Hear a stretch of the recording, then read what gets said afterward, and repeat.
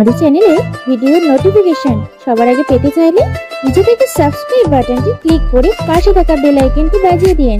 আর হ্যাঁ, ভিডিওতে লাইক দিয়ে শেয়ার দিতে মোটেও ভুলবেন না কিন্তু। আজ আবারও 2টা লাশ পাওয়া গেল বিশ্ববিদ্যালয়ের পিছন থেকে। এটা তেমন কোনো নতুন ব্যাপার না, প্রায় সময় এমনটা ঘটে। তবে অনেকদিন যাবৎ কোনো লাশ পাওয়া যায়নি, তাই পরে চুপ হয়ে গেছিল। এখন আবারও লাশ পাওয়া গেল। এখনো কি পুলিশ বসে থাকবে, নাকি যে খুনগুলো করেছে তাকে আইনের আওতায় আনা হবে? সবার আগে জানতে চোখ রাখুন আমাদের চ্যানেলে। আপনাদের সাথে আছি আমি রোবাইয়া নাসরিন। আমি খবরটা শুনে একটু মুচকে আসলাম। অনেকদিন যাবৎ কলেজে এই ঘটনা ঘটে আসছে, বিশেষ করে আমি কলেজে যাওয়ার পর থেকে। আমার পরিচয়টা জেনে নিন, আমি রবিউল হাসান, মায়ের বড় ছেলে, আর আমার একটা বড় বোন আছে। বাকিটা সাথে থাকলে জানতে পারবেন।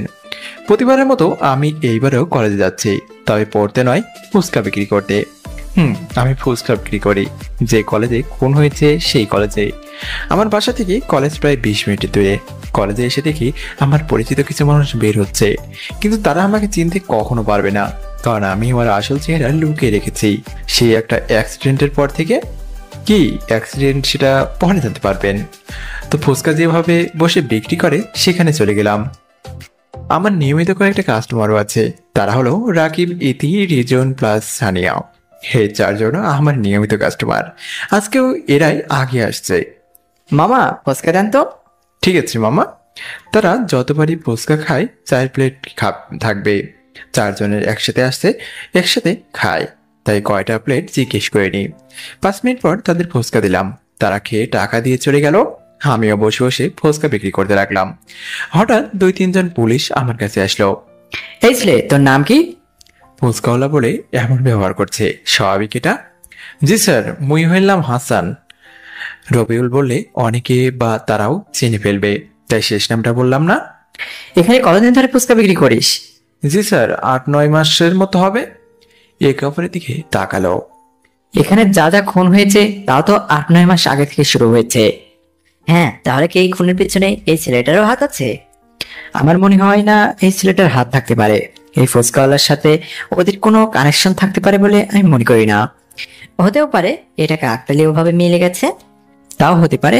আচ্ছা, তুই কি এখানে সন্ধ্যাবেলাতেও থাকিস?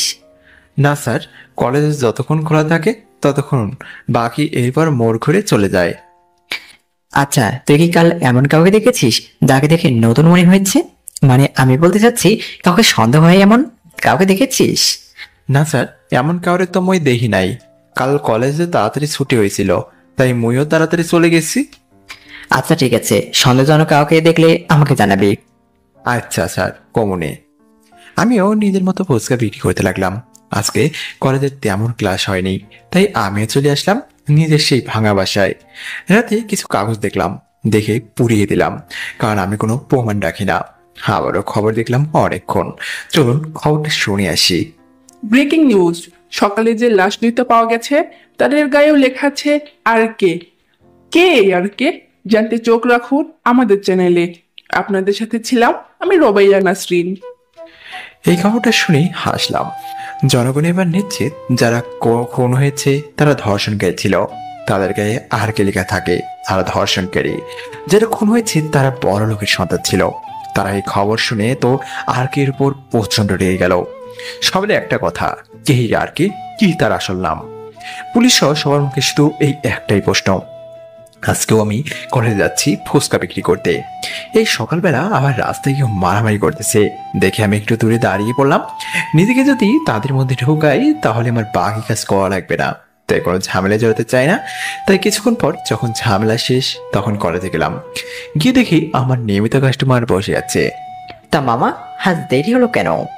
আসলে হয়েছে কি মামা, আসার সময় কারা জানি মারামারি করছে। মই তো আর তাগারও চিনি না, আর মোড়ে যদি মারে তাও কেউ কিছু কইব না, তাই দূরে দাঁড়িয়ে থেকে দেরি করে আসলাম। ওকে মামা, এখন ফুচকা দাও। ওকে মামা, এই নেন। তারা খাচ্ছে আর গল্প করতেছে। আচ্ছা, এখানে যে খুনগুলো করতেছে আর কে, তারা তো সবাই ধর্ষণকারী। তাহলে যদি পুলিশ আর কে ধরতে পারে, তাদের কি জেলে নিয়ে যাবে? তা তো নিবেই। আর আমার যতটুকু মনে হয় আর কি এমন কোনো সাধারণ লোক না যে তাকে থানা পুলিশ রাখতে পারবে।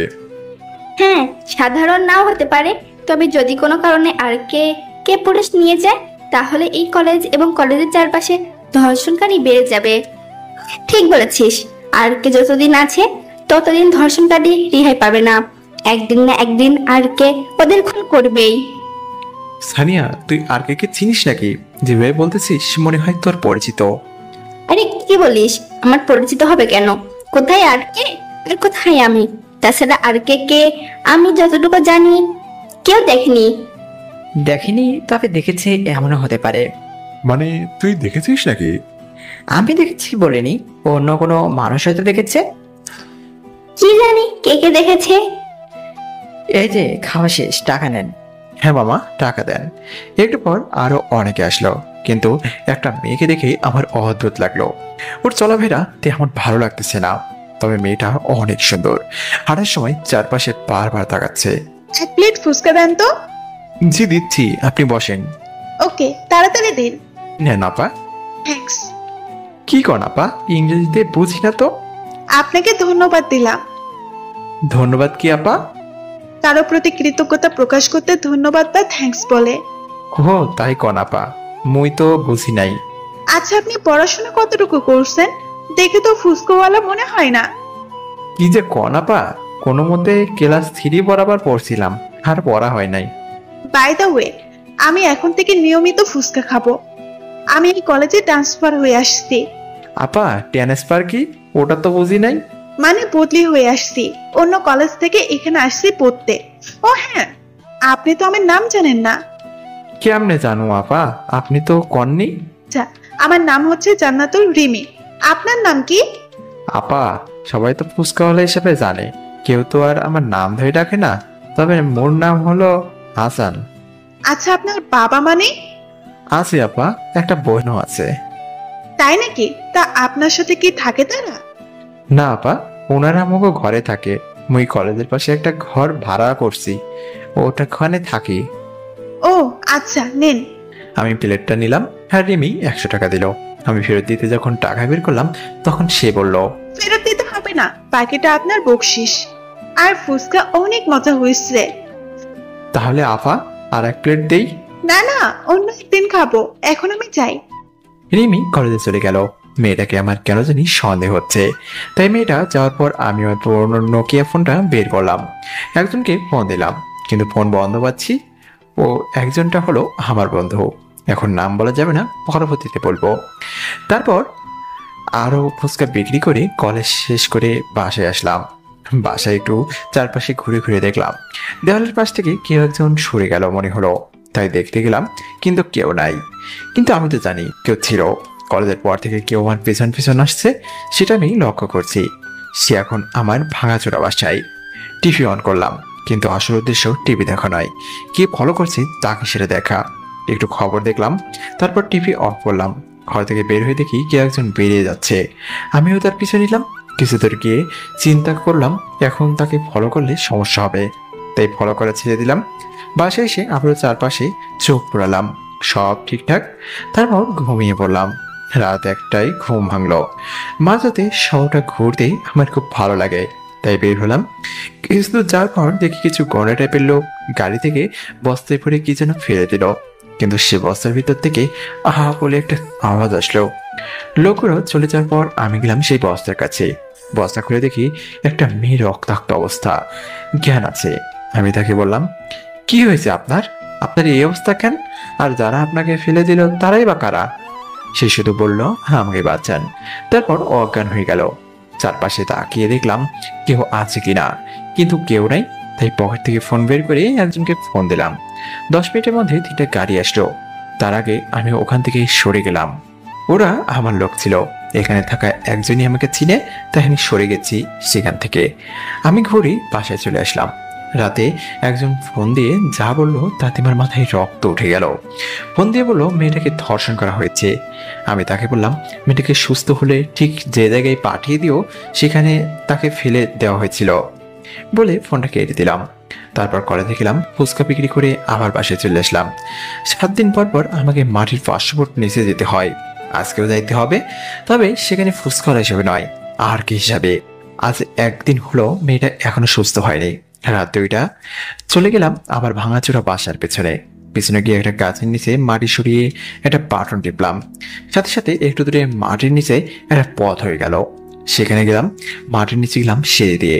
5 হাত মতো গিয়ে একটা রুমে ঢুকলাম, কাপড় পরলাম হারকে। ওখানে একটা লিফট আছে, সেখানে যেতে হলে ওই রুম থেকে বের হয়ে শ্বাস বন্ধ করে যেতে হবে, নয়তো অটো ফায়ার হবে লিফট থেকে। নিয়ম অনুযায়ী শ্বাস বন্ধ করে গেলাম লিফটের কাছে। লিফটের দরজার স্ক্যানার আমাকে স্ক্যান করার পর দরজা খুলে গেল। লিফটে উঠে তারপর শ্বাস নিলাম, তারপর লিফটের বাটন টিপ দিলাম। 3 মিনিটের মধ্যে লিফট নামলো 500 মিটার মাটির নিচে। লিফট থেকে নামার সাথে সাথে 500+ আর্মি অফিসার স্যালুট দিল আমাকে। আমার পাশেই একজন ছিল, সে আর কেউ না, আমার বন্ধু রাশেদ। আমার সব কথা তার সাথেই হতো। সে বলল, স্যার, কালকে মেয়েটাকে ধর্ষণ করছে ওই এলাকার এমপির ভাগিরা। কি বলি তুই? তোকে কতবার বলেছি স্যার বলবি না আমাকে? আচ্ছা ঠিক আছে, আর বলবো না। গুড, বল এখন এমপির ভাগিনার নাম কি? ওর নাম সাইম। খোঁজ নিয়ে আরো জানলাম সাইম 3টা মেয়েকে ধর্ষণ করেছে। এমপির ভাগিনা বলে প্রতিবার বেঁচে গেছে। আবার চোরাকারবিরি কাজও করে। আবার ড্রাগস, হিরোইন সবকিছুতে তার হাত আছে। ঠিক আছে, সাইমের ঠিকানা দেয়। রশিদ একটা ঠিকানা দিল। ঠিক আছে, মিটিংয়ে বসি। 5 মিনিট পর সবাই কনফারেন্স রুমে আসবে। গুড। 5 মিনিট পর সবাই কনফারেন্স রুমে গেলাম। সবাই স্যালুট দিল। সবাইকে বসতে বললাম। আগে বলে দেই, এখানে 10 জন বড় বড় অফিসার আছে। কেউ সেনাবাহিনীতে, কেউ নৌবাহিনীতে, আবার কেউ বিমান বাহিনীতে। সবার নাম একই রকম। এই নামগুলো আমার দেয়া।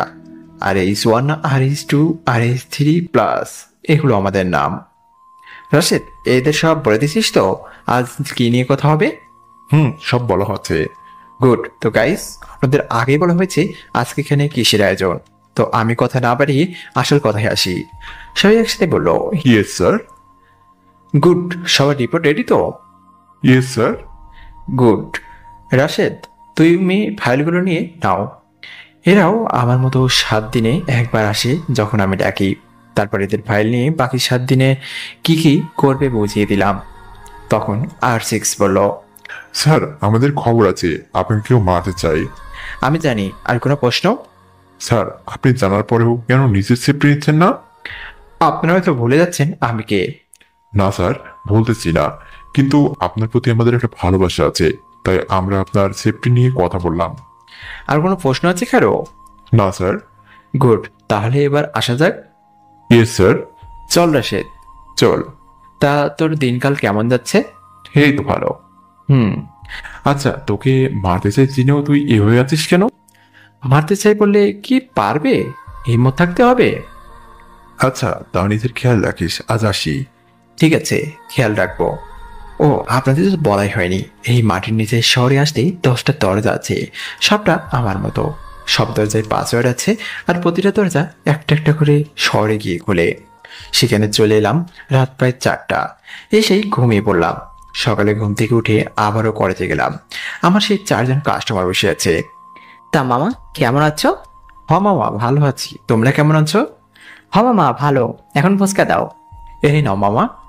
এরপর রিমি আসলো। দেখি ফুচকা দেন তো। ফুচকা দিলাম, খাচ্ছে। হঠাৎ পুলিশ এসে আমার সামনে দাঁড়ালো। পুলিশ আসার সাথে সাথে ওরা বেল দিয়ে চলে গেল। কি রে, কি অবস্থা তোর? জি স্যার, ভালো। তা সন্দেহজনক কাউকে দেখলি নাকি? না স্যার, তেমন কাউকে তো দেখি নাই, তবে একটা মেয়েকে কেমন জানি লাগে। কি? কোন মেয়ে? একটু আগে যে এখানে ফুচকা খেলো, সেই মেয়েটা। ওকে, কাল তাকে দেখবো। আর কাউকে সন্দেহজনক লাগে? না স্যার। ঠিক আছে, সন্দেহজনক কাউকে দেখলে জানাবি। জি স্যার। পুলিশ চলে গেল। আমি ফুচকা বিক্রি করতে লাগলাম। কলেজ শেষে আবারও বাসায় চলে আসলাম। আর কি, অন্য কেউ নাই, আমি আর কে। রাতে আবারও সেই জায়গায় দাঁড়ালাম যেখানে মেয়েটাকে ফেলে দিছিল। এখন মেয়েটা এখানে আসবে, তাই আর তার জন্য অপেক্ষা করতে লাগলাম। কিছুক্ষণ পর মেয়েটা আসলো। আমি একটু অন্ধকারে ছিলাম, তাই আমাকে দেখেনি। চারপাশে তাকাচ্ছে। এই যে মিস, আপনার নাম কি? আপনি কি সে যে আমাকে আসতে বলেছেন? আমি কালকে আপনাকে হাসপাতালে নেওয়ার ব্যবস্থা করেছিলাম। তা আপনার নাম কি? আমি আরোহী। আচ্ছা, আমি আপনাকে আঘাত দিতে চাচ্ছি না, কিন্তু আমি নিজের না শুনে কোনো কিছু বলি না। তাই বলছি কি, আপনার সাথে সেদিন কি হয়েছিল?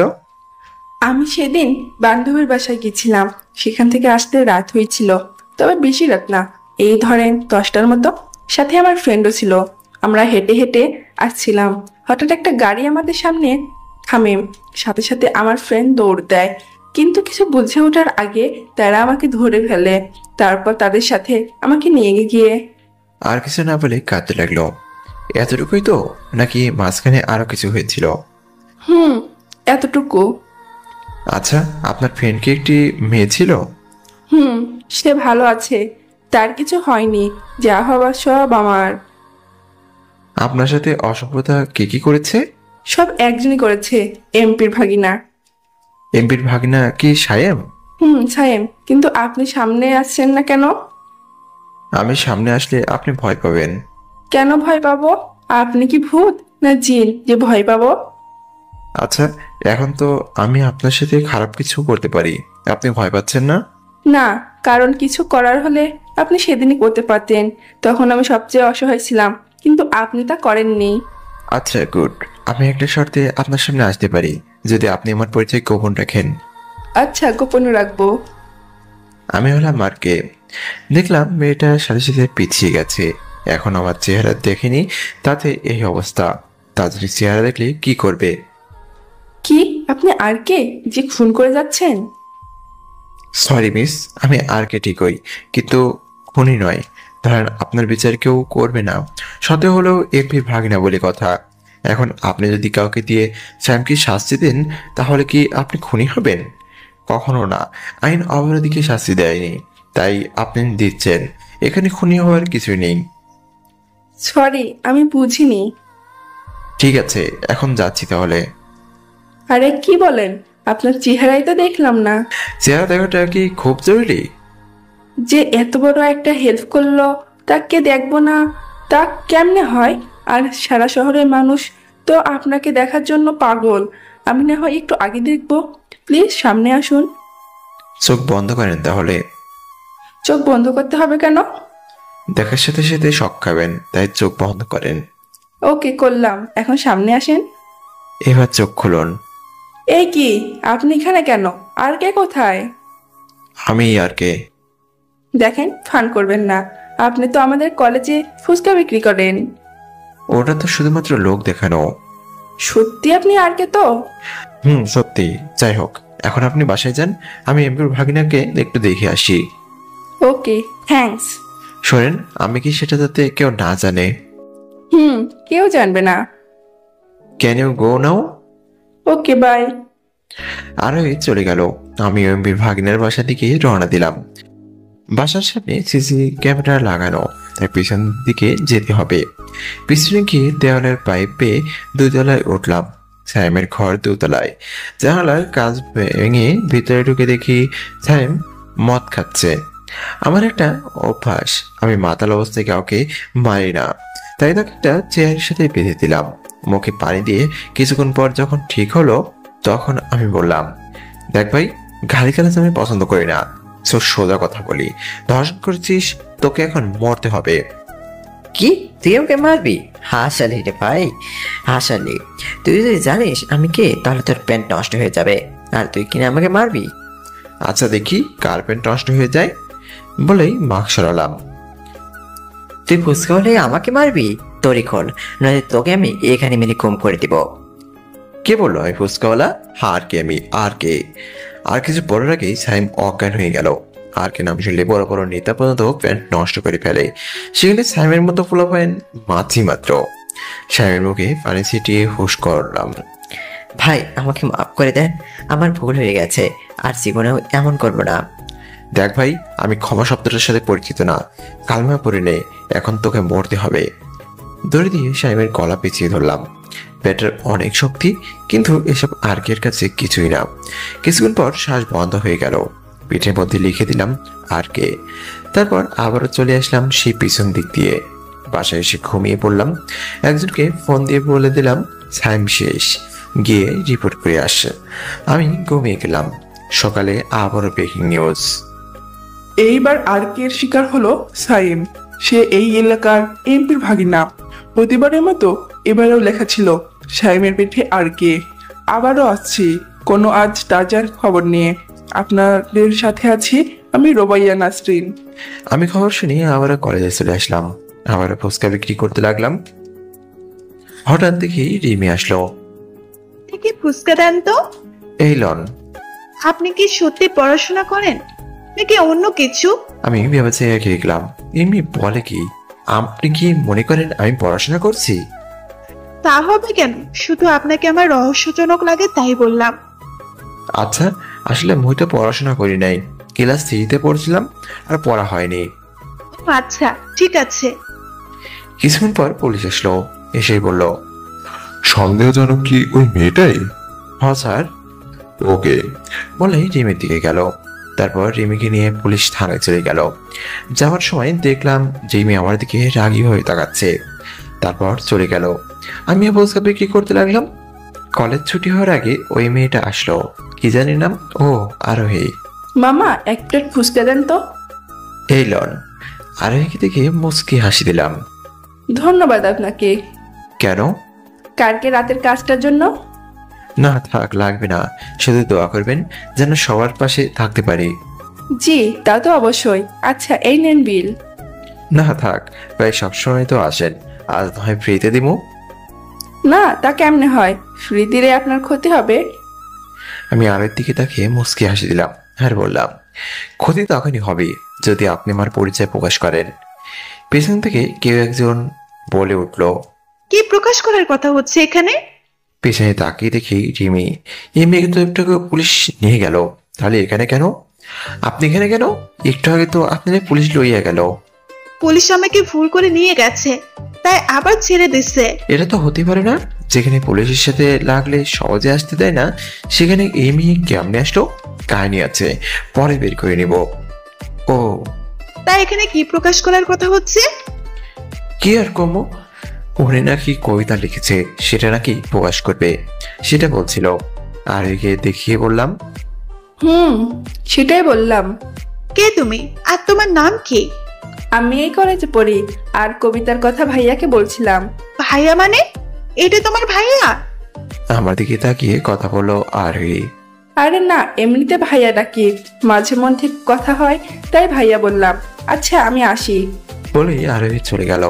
আচ্ছা, আপনি পুলিশকে আমাকে কেন দেখিয়ে দিলেন? আসলে হয়েছে কি, পুলিশ কয়েকদিন ধরে আমারই কইতাছে সন্দেহজনক কাউকে দেখলে জানাইতে, তাই আমি আপনারা দেখাই দিচ্ছি। আপনার এখানে নতুন দেখা গেছে, তাই কইলাম, কিছু মনে করেন না। ওকে ঠিক আছে। সেদিনের মতো চলে আসলাম। বাসায় এসে বন্ধু রাশিদকে ফোন দিচ্ছি। ফোন দিয়ে মেয়েটাকে খোঁজ নিতে বললাম, কারণ থানায় পুলিশ বললে সহজে তো আসা যায় না। কিন্তু এই মেয়ে আসলো কিভাবে? কিছুক্ষণ পর রাশিদ ফোন দিল। হ্যাঁ রাশিদ, বল, কি খবর? স্যার, আপনি যে...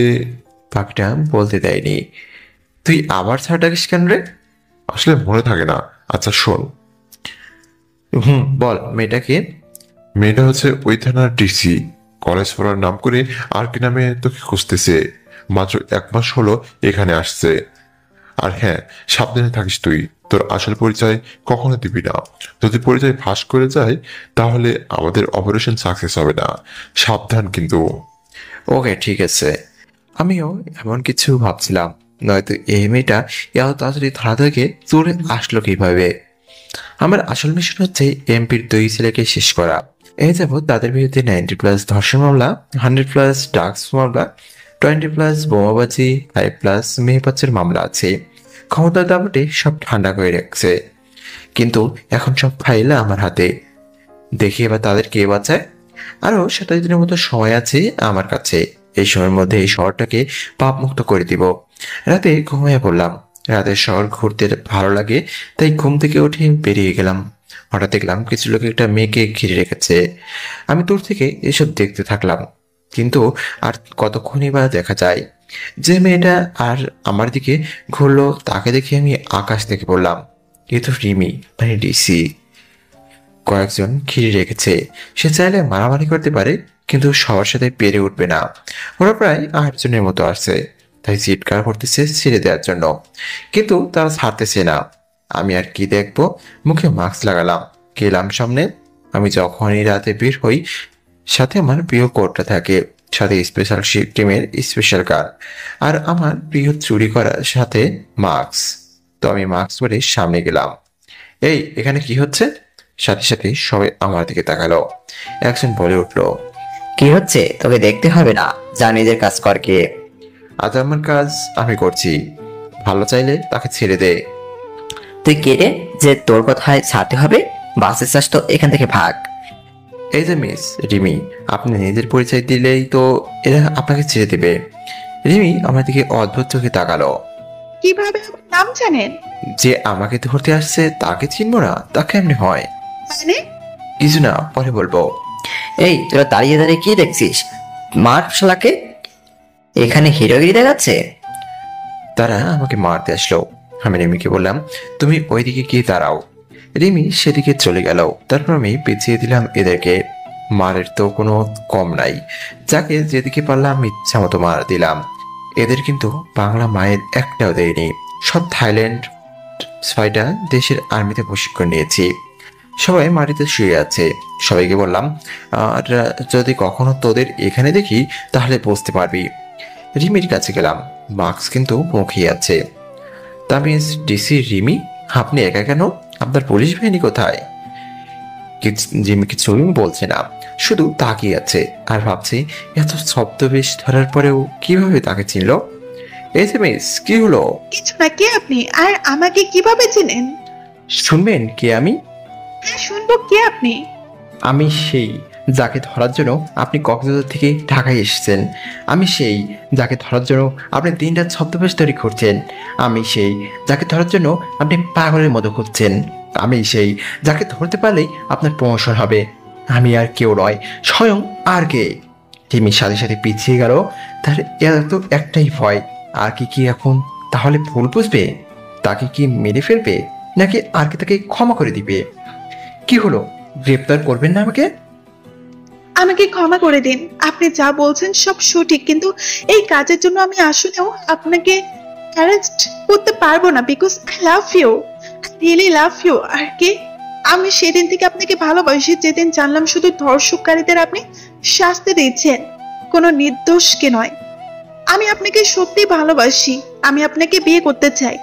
আমি জানি আমার মতো হাজারো মানুষ আপনাকে ভালোবাসে শুধুমাত্র আপনার এই মহৎ কাজের জন্য, কিন্তু দেখুন, আইন তো নিজের মতো চলবে, তাই না? আপনি আত্মসমর্পণ করেন, আমি আপনার পাশে থাকবো, আইনের হাত থেকে আপনাকে বাঁচাবো। আপনি যা করছেন সব ভালোর জন্য করছেন। আমি কিছুই বললাম না। কি হলো, কথা বলছেন না কেন?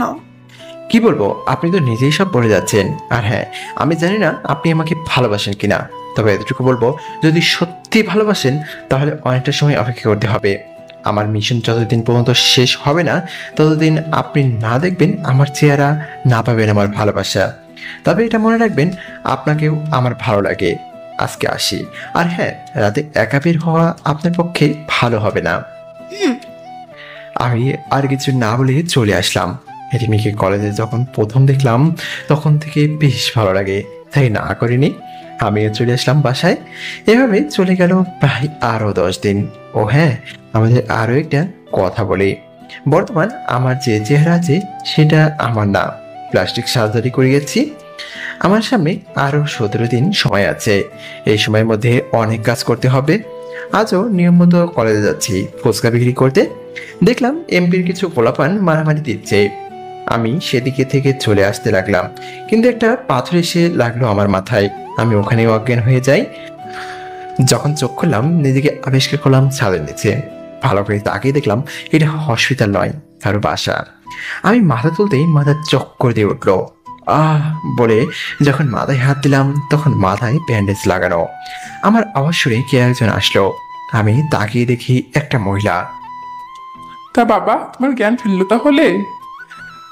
জি, কিন্তু আপনি কে, আর আমি কোথায়? আমি হলাম এই বাড়ির মালিক। তোমাকে আমরা রাস্তায় অজ্ঞান অবস্থায় পাই। আমরা রাতে সে রাস্তা দিয়ে যাচ্ছিলাম যেখানে তুমি জ্ঞান হারিয়ে ফেলেছো। তারপর আমরা সেখান থেকে তোমাকে এখানে আনি। এখন তোমার জ্ঞান ফিরলো। ধন্যবাদ আন্টি। বাকিগুলো ঠিক করে বলা যাবে না, কারণ আমি তো এখানে ফুচকা বিক্রেতা সেজে আছি। আপনারা না আনলে মোর যে কি হইতো আল্লাহ জানে। আচ্ছা আন্টি, মুই এখন আসি। সে কি বাবা, তুমি এই অবস্থায় কোথায় যাবে? না না, তোমাকে কোথাও যেতে হবে না, তুমি বরং বিশ্রাম নাও। কিন্তু মোর ফুচকার গাড়ি কোথায়? আছে তোমার ফুচকার গাড়ি। চিন্তা করো না, তুমি সুস্থ হয়ে গাড়িও পেয়ে যাবে। আচ্ছা ঠিক আছে। ঠিক আছে, তুমি বিশ্রাম নাও, আমি খাবার পাঠিয়ে দিচ্ছি আমার মেয়েকে দিয়ে। আচ্ছা। খাবার নিয়ে যে মেয়েটা আসলো বিশ্বাস করেন কখনো ভাবিনি খাবার নিয়ে রিমি আসলো। আমি তো রিমিকে দেখে অবাক। আপনি এখানে কেন? আমার বাসায় আমি থাকবো না তো কে থাকবে? কি এটা আপনাকে বাসা? এটা আমাদের বাসা। ও কি হলো, এই নেন খাবার। হুম বলে উঠতে চাইলাম, কিন্তু মাথা প্রচন্ড ব্যথা করছে, তাই আবারও শুয়ে পড়লাম। কি হলো, আবার শুয়ে পড়লেন কেন? আচ্ছা, আপনাকে উঠতে হবে না, বলে কেমনে খাবো? খাইয়ে দিব, যদি আপনার প্রবলেম না হয় তো। এটা কি কন? আচ্ছা আপনি রায় খাচ্ছেন, মোর ভালো লাগলে খাইয়া নিমনে। তা কি করে হয়? আপনি কাল রাত থেকে না খেয়ে আছেন। তো এখন মই কি করে খামো? একটা কথাও বলবেন না, আমি খাইয়ে দিচ্ছি। রিমি হাত ধুয়ে ভাত মেখে আমার সামনে ধরলো। আমি খাচ্ছি না, শুধু চেয়ে আছি তার দিকে। হলো, হা করেন। হুম বলে হা করলাম, আর রিমি খাইয়ে দিচ্ছে। খাওয়া শেষে রিমি বলল, আচ্ছা এখন বিশ্রাম নিন, আমি কলেজে যাব। আচ্ছা যান, কেউ ডিস্টার্ব করলে মুড়ি কইেন। রিমি আমার দিকে চোখ বড় বড় করে থাকলো, আর ভাবলো ডিসি হয়ে যদি কেউ ডিস্টার্ব করে তাহলে তার তো 12টা বাজ যাবেই। কেউ ডিস্টার্ব করে না। হুম আচ্ছা আমি আসি। বলে রিমি চলে গেল। আমি শুয়ে আছি আর ভাবছি, আর যাই হোক মেয়েটা অহংকারী না, যে এভাবে সেবা করতে পারে তাকে বউ হিসাবে খুব ভালো মানাবে আমার সাথে। আর ভাবলাম আমার মিশন শেষে রিমিকে বিয়ে করে নিব। এমনিতেই রিমিকে আমার ভালো লাগে, যদিও সে আমাকে ভালোবাসে, কিন্তু আর কে হিসাবে। তার সামনে খুব তাড়াতাড়ি নিজের আসল চেহারা নিয়ে আসবো। আর মাত্র 16 দিন বাকি। এসব ভাবতে ভাবতে ঘুমিয়ে পড়লাম। ঘুম থেকে উঠে রাশেদকে একটা ফোন দেওয়ার কথা ভাবলাম, কিন্তু পকেটে হাত দিয়ে দেখি ফোন নেই। আমি আন্টিকে ডাক দিলাম। আন্টি এসে বলল, কি হয়েছে বাবা তোমার? আসলে আন্টি মোর মোবাইলটা খুঁজে পাচ্ছি না। ওটা আমার কাছে আছে, দাঁড়াও আমি এনে দিচ্ছি। আন্টি আমাকে ফোন নিয়ে এসে দিয়ে বলল, বেশি কথা বলিও না, আবার মাথা ব্যথা করবে। পাঠান ফোন, তাই কথা বলিও না বলছে। জি আন্টি। তারপর আন্টি চলে গেল। আমিও রাশেদকে ফোন দিলাম। কিরে, কাল থেকে কি হলো, তোর একটা ফোনও দিলি না? আমার নিষেধ কেউ যাতে আমাকে ফোন না করে, প্রয়োজন হলে আমি ফোন করে দিব, তাই ফোন দেয়নি। আরে তেমন কিছু হয়নি, তোর ভাবির বাসায় আসছিলাম তাই ফোন দেয় নাই। ভাবির বাসায় মানে? বিয়ে কখন করলি, একদিনের মধ্যেই? আরে বিয়ে করিনি, বিয়ে হবে আর কি। ও তাই বল, আমার তো রাগ উঠছিল আমাদের না জানিয়ে বিয়ে করে নিলি বলে। আচ্ছা ওইসব বাদ দে, কলেজে কি খবর? আজকে একটা খুব বড় ঘটনা ঘটতে চলেছে। কি ঘটনা? আজ রাতে কলেজে একটা মেয়েকে খুন করবে এমপির ছেলে, আর তার গায়ে লিখে দিবে আর কে, যাতে সবাই মনে করে একেও তুই খুন করেছিস। আর জনসম্মুখে প্রকাশ করবে আর কে শুধু ধর্ষকদের হত্যা করেছে এমন নয়, নিরীহ মানুষকেও সে হত্যা করছে। ছেলে হত্যা করবে না, এজন্য যে ছেলের গায়ে যদি আর কে লেখা থাকে তাহলে সবাই তাকে ধর্ষক হিসাবে চিনবে, তাই মেয়ে হত্যা করবে। তুই কিভাবে জানলি এই ব্যাপারগুলো? তুই জানিস না আমি আর কে এর কি হই? জানি, কিন্তু তুই কি আবারও নিচে গিয়েছিলি? মাটির 500 ফুট নিচে, যেখান থেকে আমাদের সব কাজ পরিচালনা করা হয়। না, ফোন দিয়েছিলাম অফিসার RA7-কে, সে জানালো। ও আচ্ছা, আমার হয়ে যারা কাজ করে তারা সবাই বড় বড় অফিসার, কোনো বেআইনি কাজ আমরা করি না। অফিসার RA7 সবার ফোন কল রেকর্ড করে। যেখানে বিশেষ নজরদারি করার জন্য একজন রাখা হয়েছে, সে হচ্ছে RS2। সে এমপির 14 গোষ্ঠীর ফোন ট্র্যাক করে, আর তাদের ফোনে কি কথা হয় তা শুনে সেখান থেকে রাশেদ এই কথা জানতে পারলো। ঠিক আছে, তাহলে আজ রাতে আমি সেখানে যাব, দেখি কি আমার নামে অন্যের গায়ে লিখে রাখে। আর শোন, আমার পোশাকটা নিয়ে আয়। বর্তমানে যেখানে আছি মানে তোর ভাবির বাসায়, খুব সাবধানে আসবি কিন্তু। আর বাসায় আসার সময় আমার সব হাতিয়ার নিয়ে আসবি। মনে রাখিস তোর ভাবি কিন্তু ডিসি। কিন্তু তুই সামান্য একটা ডিসিকে নিয়ে এত কথা বলছিস? আরে কি বলিস, এটা কোনো ব্যাপার না। আমি কলেজের প্রথম দেখাতেই তাকে ভালোবেসে ফেলেছি। ওকে, তোর ইচ্ছা। এখন ডাকছি। হঠাৎ আন্টি আমার রুমে আসলো। তোমাকে না বলছিলাম বেশি কথা না বলতে? এই তো আন্টি, মাত্র 5 মিনিট কইলাম। তোমার নাম কি? মোর নাম হাসান, সবাই এটা কয়ে ডাকে। তুমি কি মনে করেছো তুমি ফোনে কথা বলার সময় আমি শুনি নাই? কি শুনেছেন? অনেকটা অবাক হয়ে কথাটি বললাম। তুমি শুদ্ধ করে কথা বলতে পারো, তাও গ্রামের কথা কেন বলো? যাক, তাহলে বেশি কিছু শুনেনি। গ্রামের ভাষায় ভালো লাগে তাই বলি। আর আমি ফুসকলা, ভালো করে কথা বললে অনেক অনেক রকম মনে করবে তাই বলি। শুধু কি এটা নাকি আরো অনেক ব্যাপার আছে? ঠিক বুঝলাম না, কি বলতেছেন আপনি? কলেজের প্রথম দেখায় তাকে ভালোবেসেছো, তাও আবার দিছি। এটাও শুনেনি তাহলে? বলো, কে মেয়েটা? যদি রিমি হয় তাহলে ভুলে যাও, কারণ রিমি শুধু আর কে ভালোবাসে, অন্য কাউকে সে বিয়ে করবে না। শুধু ভালোবাসে কি এমন কিন্তু নয়, প্রায় 1 বছর সে আর কে ভালোবাসে। তুমি যদি তাকে ভালোবেসে থাকো তাহলে ভুলে যাও বাবা। এই বলে আন্টি বেরিয়ে গেল। তবে যাওয়ার আগে আন্টির চোখের পানি দেখলাম। একদিকে আমি খুশি, কারণ কেউ আমায় 1 বছর ধরে ভালোবেসে আসছে। শুয়ে শুয়ে দুপুর পর্যন্ত কাটিয়ে দিলাম। দুপুরের খাবার নিয়ে আসলো আন্টি। আন্টি, আপনার সাথে কথা আছে। বলো, কি কথা? আন্টি, আপনি আমাকে ভুল বুঝবেন না। আর আমি যতটুকু জানি রিমিতে এখনো পড়াশোনা করে, তাহলে ডিসি হবে কেমনে? আন্টি অবাক হয়ে আমার দিকে তাকালো। এখানে যে ছদ্মবেশ ধরে আসছে সেটা আন্টির মনে ছিল না। আরে এমনি বললাম, তোমার জন্য খাবার নিয়ে নিচ্ছি, খেয়ে নাও। কথা বলানোর জন্য কথাটি বলল। আচ্ছা, খেয়ে নেব। একটা অনুরোধ আছে আপনার কাছে। কি অনুরোধ? আমি যে ভালোভাবে কথা বলতে পারি সেটা আপনি ছাড়া যাতে আর কেউ না জানে। ঠিক আছে, জানবে না। আর হ্যাঁ, সকালে ফোনে কি বলছো আর আমি কি বলছি এসব তুমি ভুলে যাও। ঠিক আছে আন্টি। আর হ্যাঁ আন্টি, আমি এখন চলে যাব।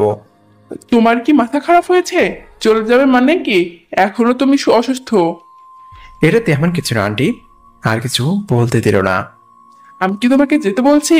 বলছি যাবে না তো যাবে না, ব্যাস। আচ্ছা, রাগ করতে হবে না। ওকে, যাব না। এই তো ভালো ছেলে, এবার খেয়ে নাও। আন্টি চলে গেল, আমিও খেয়ে নিলাম। আর কিছুক্ষণ পর রিমি কলেজ থেকে আসলো। আমি খেয়ে আবার শুয়ে পড়লাম। রিমি আমি যে রুমে আছি সে রুমে আসলো। তা এখন কেমন লাগছে আপনার? জি ভালো, আগের থেকে। ওকে, আপনি বিশ্রাম নেন, আমার একটু কাজ আছে। আপনি আপনার কাজ করেন। হুম। রিমিকে যত দেখি ততই ভালো লাগে। বিকেল টাইমে করে আমি রাশেদকে ফোন দিলাম। বল। কি করিস? কিছু না, কম্পিউটার থেকে কলেজের ম্যাপটা ভালো করে দেখছিলাম। এটাও তো কাজ, কিছু না বললি কেন? আরে এটা তো তেমন কিছু কাজ না। আচ্ছা শোন, আজ কলেজে যে মেয়েটাকে খুন করার কথা বলেছে সে মেয়েটাকে কোথায় থাকে এসব কিছু জানিস? না, তেমন তো কিছু জানি না, তবে এতটুকু জানি মেয়েটার সাথে খারাপ কিছু হয়েছে। ও, ওটা একটু জানা যায় কিনা দেখ। মেয়েটাকে অনেক ট্রাই করেছি কিন্তু পারি নাই। আচ্ছা ঠিক আছে, খুনটা কখন করবে সেটা জানিস?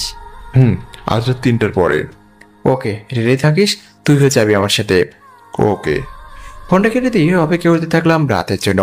এমনিতে সব প্রিপারেশন নিয়ে নিয়েছি, শুধু রাশেদ আসবে স্পেশাল পোশাক পরবো এতটুকু। আর রাশেদ আসার সময় বাইক তো আনবেই। এখন রাত 10টা। হঠাৎ একজনের ফোন আসলো। আমি নম্বর দেখে অবাক। ইনি আবার অসময়ে বিরক্ত করে কেন? এমনিতে আছে চিন্তায়, তার উপর ইনি আবার ফোন দিচ্ছেন। রিসিভ করলাম। আসসালামু আলাইকুম ম্যাম। ওয়ালাইকুম আসসালাম। কেমন আছেন রবিউল হাসান? জি আলহামদুলিল্লাহ ভালো আছি ম্যাম, আপনি? আলহামদুলিল্লাহ ভালো। তা আপনার কাজ কতটুকু হলো? ম্যাম আমার কাজ প্রায় শেষ, অল্প একটু বাকি আছে। গুড, কাজ তাড়াতাড়ি শেষ করেন। আর মাত্র 15 দিন আছে, এই সময়ের মধ্যে আবর্জনা সব পরিষ্কার দেখতে চাই। জি ম্যাম, ইনশাল্লাহ এই সময়ের মধ্যে আবর্জনা রাখার জায়গাও রাখবো না। আমি জানি আপনি পারবেন। ইনশাল্লাহ, দোয়া করবেন ম্যাম। দোয়া আছে আপনার প্রতি, নিজের খেয়াল রাখবেন। রাখলাম। Yes ma'am. আসসালামু আলাইকুম। যে ফোন দিছে সে আর কেউ নয়, স্বয়ং সিএম। তিনি আমাকে এই স্পেশাল টিমের হেড বানিয়েছেন এই সমাজ থেকে নোংরা আবর্জনাগুলো পরিষ্কার করার জন্য।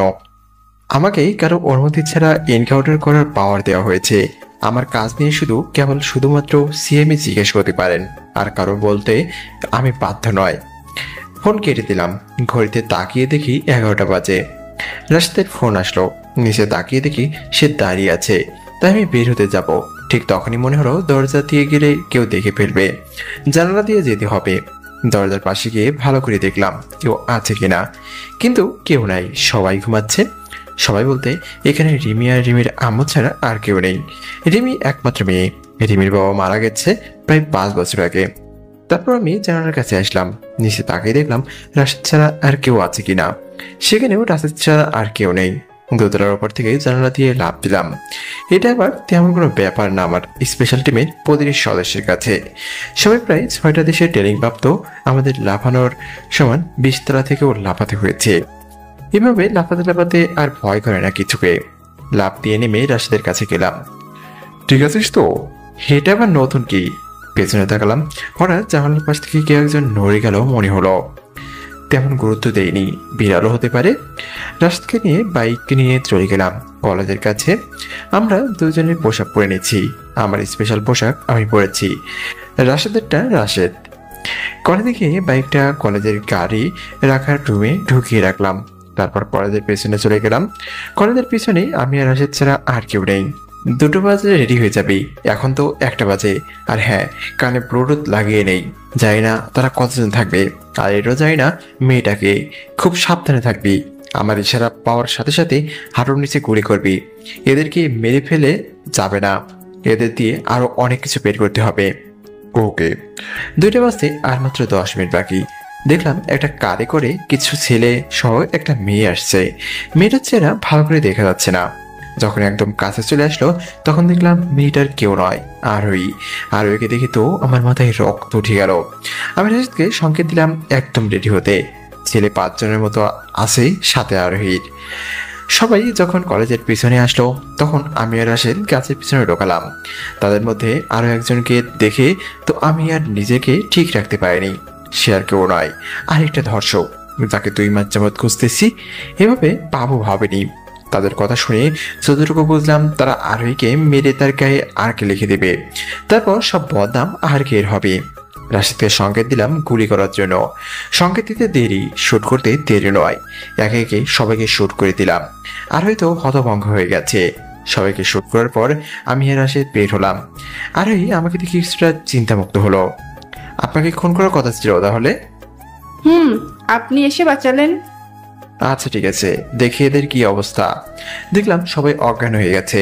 তারপর সবাইকে গাছের সাথে বেঁধে দিলাম। পানি দিয়ে একজনকে জ্ঞান ফেরালাম, যাকে মেরে ফেলবো তাকে। তার নাম তাবিব। কিরে, তুই এতদিন কই ছিলি? তোকে তো অনেক খুঁজেছি। কিরে তুই, তোর এত বড় সাহস আমাকে বেঁধে রাখছিস?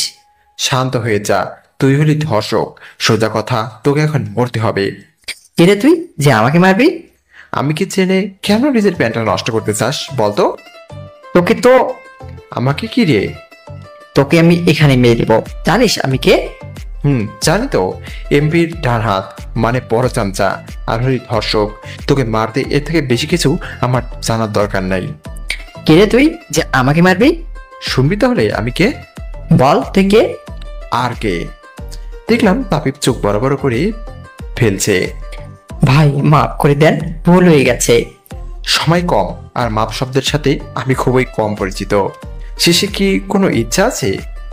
আপনার চেহারাটা দেখতে চাই। ওকে, দেখ তাহলে, বলেই মাস্কটা সরালাম। তুই? আমি বলে আর কথা না বাড়িয়ে গুলি করে দিলাম। মরার পর পিঠে লিখে দিলাম আর কে। তারপর একজনকে ফোন দিয়ে জানালাম ব্রেকিং নিউজ করতে। তারপর আমি রাশেদ আর আরোহী চলে আসলাম। এমপির পোলাবাইনদের গাছে বেঁধে রাখছি। তারপর চলে আসলাম বাইকের কাছে। বাইকে করে আরোহী আর রাশেদ, অন্য বাইকে আমি।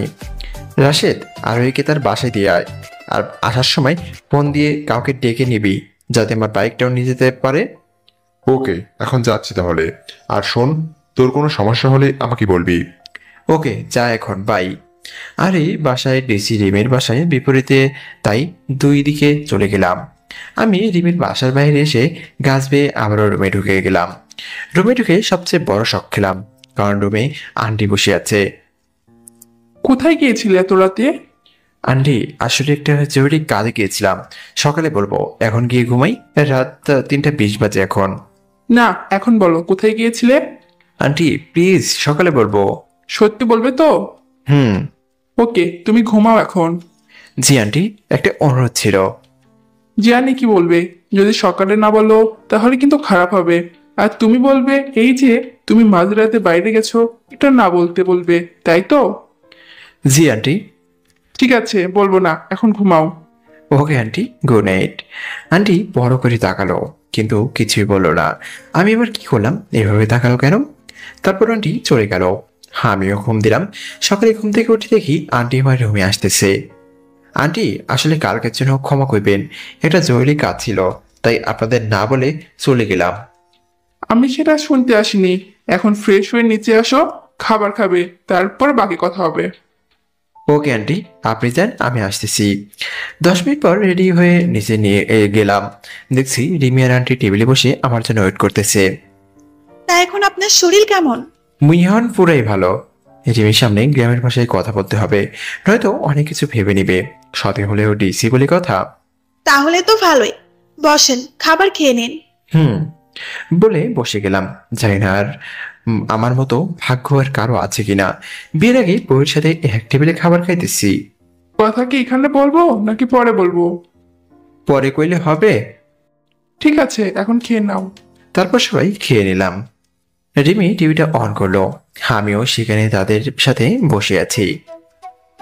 ব্রেকিং নিউজ, আজ আবারও আরকে এর শিকার হলো এমপির বিশ্বাসযোগ্য আরেক নেতা, যাকে এমপির ডান হাত বলে গণনা করা হয়। তারও পিঠে লেখা ছিল আরকে। আসলে কে এই আরকে? তার আসল উদ্দেশ্য কি? সবার একটাই প্রশ্ন। সবার আগে নতুন আপডেট পেতে চোখ রাখুন আমাদের চ্যানেলে। আপনাদের সাথে ছিলাম আমি রোবাইয়া নাসরিন। খবর শুনে সব নেতার মাথা গরম হয়ে গেল। তবে এবার আর কেউর উপর নয়, সাংবাদিকের উপর। শুধু নেতারা গরম হয়ে গেছে তাও নয়, অন্যান্য মিডিয়াও গরম হয়ে গেছে। তাদের একটাই কথা, সব খবরে এই মেয়ে সবার আগে পায় কেন? এই মেয়ে কে? নাকি আর কে এর সাথে এই মেয়েটার পরিচয় আছে? আমি খবর শুনে হাসলাম, যেটা রিমির চোখে পড়ে গেল। আমি তারপর আন্টিকে বললাম, আন্টি তাহলে মুই আজকে আসি? আসি মানে? তোমার সাথে তো কথা আছে। আচ্ছা আন্টি। আন্টি রিমিকে বলল, রিমি, তুই কলেজে যা। ওকে মা, সাবধানে থেকো। আর আপনি কি আর চলে যাবেন? মুই আজ চলে যাব।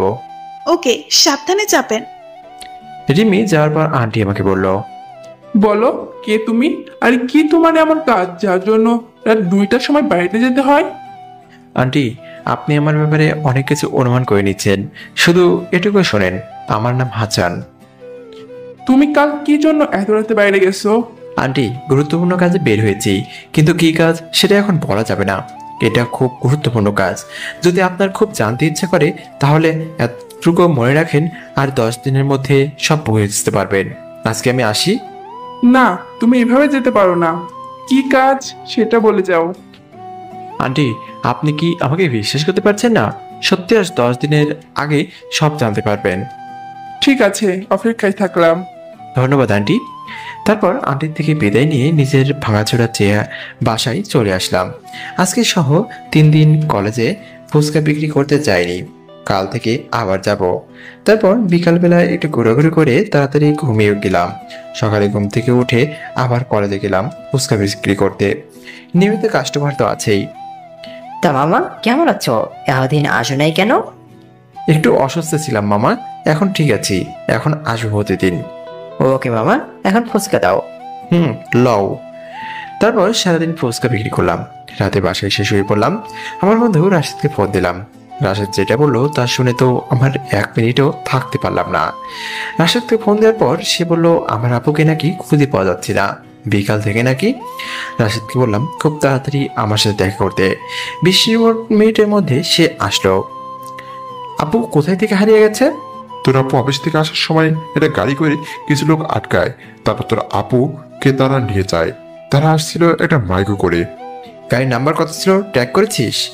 গাড়ির নাম্বারটি ফিক্স ছিল, তাই ট্যাগ করা যায়নি। তবে আমরা একটা কাজ করতে পারি। আমি কাজটা করার জন্য আমাদের গ্রুপকে জানিয়েছি। কি কাজ? এলাকায় যত সিসিটিভি আছে সব ক্যামেরা রেকর্ড দেখতে বলেছি, তা থেকে তোর আপুকে খুঁজে বের করতে পারবো। গুড। আর একটা কাজ কর, তাদেরকে বলে দেয় আপুকে যে দিক দিয়ে নিয়ে যাওয়া হয়েছে সেই ক্যামেরা রেকর্ড দেখতে আর আমাদের জানাতে বল। তাড়াতাড়ি কর। তুই এত চিন্তা করিস না, আপুকে ঠিকই খুঁজে বের করবো, আপুর কিছুই হবে না। দোয়া কর যাতে আপুর কিছু না হয়। চল। কোথায়? আপুকে খুঁজতে হবে তো। তাই তো বলছি, চল। এইমাত্র RA6 জানিয়েছে তোর আপুকে যে গাড়িতে করে নিয়ে যাওয়া হয়েছে সেই গাড়িটা শেষবার এমপির পুরাতন বাড়িতে দেখা গেছে। আমাদের টিম তাদের সব ক্যামেরা হ্যাক করে নিচ্ছে। এখন তোর আপু ওখানে আছে। তোমার দেরি কেন? তাড়াতাড়ি চল। তারা সব ঠিক করে নেই। ও, মনেই ছিল না। তারপর রাশিদার আমি পুরো রেডি হয়ে নিলাম, গান ছড়ি প্লাস সব ঠিক করে নিয়ে নিলাম। তারপর রওনা দিলাম এমপির পুরাতন বাড়িতে। বাড়িতে ঢোকার আগে টিমকে ফোন দিলাম।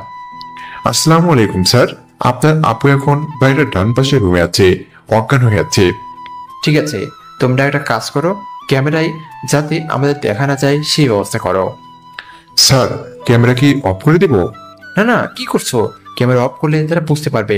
একটা কাজ করো, আমরা আসার আগে যে ফুটেজটা হয়েছে সেটা আবারও চালাও, যাতে তারা বুঝতে না পারে, পরিস্থিতি যাতে স্বাভাবিক মনে হয়। ওকে স্যার, সব হয়ে গেছে, এখন আপনি ভিতরে যেতে পারেন। ওকে রাশিদ, চল ভিতরে যাই। চল। ভিতরে ঢুকে আপুকে যেখানে বেঁধে রেখেছে সেখানে যেতে লাগলাম। হঠাৎ কেউ সামনে আছে মনে হলো, তাই লুকিয়ে পড়লাম। কিছুক্ষণ পর আবারও সামনে গেলাম, দেখলাম আপু চেয়ারে বাঁধা অজ্ঞান হয়ে আছে। রাশিদ, তুই এখানে দাঁড়া, ভিতরে তুই যাস না, বন্দুক দিয়ে ঠিক করে রাখ, কেউ আমার দিকে আসলে তাকে শুট করে দিবি। ওকে, তুই এখন যা, সাবধানে যাবি, আমিও তোর সাথে আছি।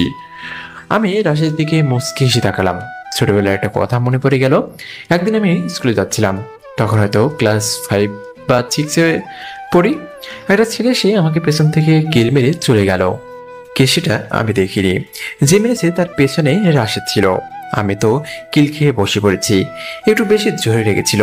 5 মিনিট পর শুনলাম আমার ক্লাসের একজন মার খেয়ে বেহুশ হয়ে গেছে। কে মেরেছে সেটাও কেউ যায় না।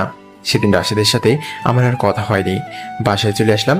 পরের দিন স্কুলে গিয়ে রাশিদকে বললাম, কালকে মারামারির সময় তুই কোথায় ছিলি? এই তো আমি এখানে ছিলাম সবার সাথে। এখানে কোথায়? কালকে কে একজন আমাকে পেছন থেকে খুব জোরে মেরে চলে গেল, সে কে সেটাও জানলামও না। যে মেরেছে সে তো মার খেলো। মানে তুই কিভাবে জানিস আমাকে মেরেছে আর কে বা মার খেলো? স্কুল ছুটির পর বলবো। ওকে, এখন ক্লাসে চল। তারপর ক্লাস শেষ করে যখন বের হয়ে গেলাম তখন আমি বললাম, রাশেদ এবার বল কি আমাকে মেরেছে? সাকিব। তুই কিভাবে জানলি? আর সাকিবকে তো কাল কেউ মেরেছে। কে আবার মারবে আমি ছাড়া? মানে তুই মেরেছিস? কিন্তু কেন?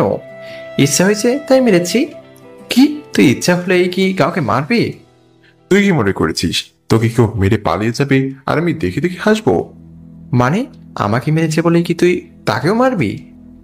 তা নয় তো কি। যদি সে স্যারকে বলে দেয় তাহলে কি করবি? ধরে নিয়ে সে সব ভুলে গেছে, মারার সময় বলে বলে মারছি, আজকের কোনো কথা যদি সে কাউকে জানায় তাহলে তাকে আবার মারবো দেবো। কি? তাহলে তুই কি শিওর যে সে এই ঘটনা কাউকে বলবে না? শিওর নয় তো কি। যদি সে কাউকে এসব কথা বলে তাহলে তো সে তার খবর আছে, আর তুই এসব চিন্তা করিস না, কাউকে সে বলবে না। অবশ্যই ঘটনাটি কেউ আর জানেনি আসলে সেদিন কি হয়েছিল। এমন আরো অনেক ঘটনা আছে। রাশেদ সবসময় আমার পাশেই ছিল ছায়ার মতো।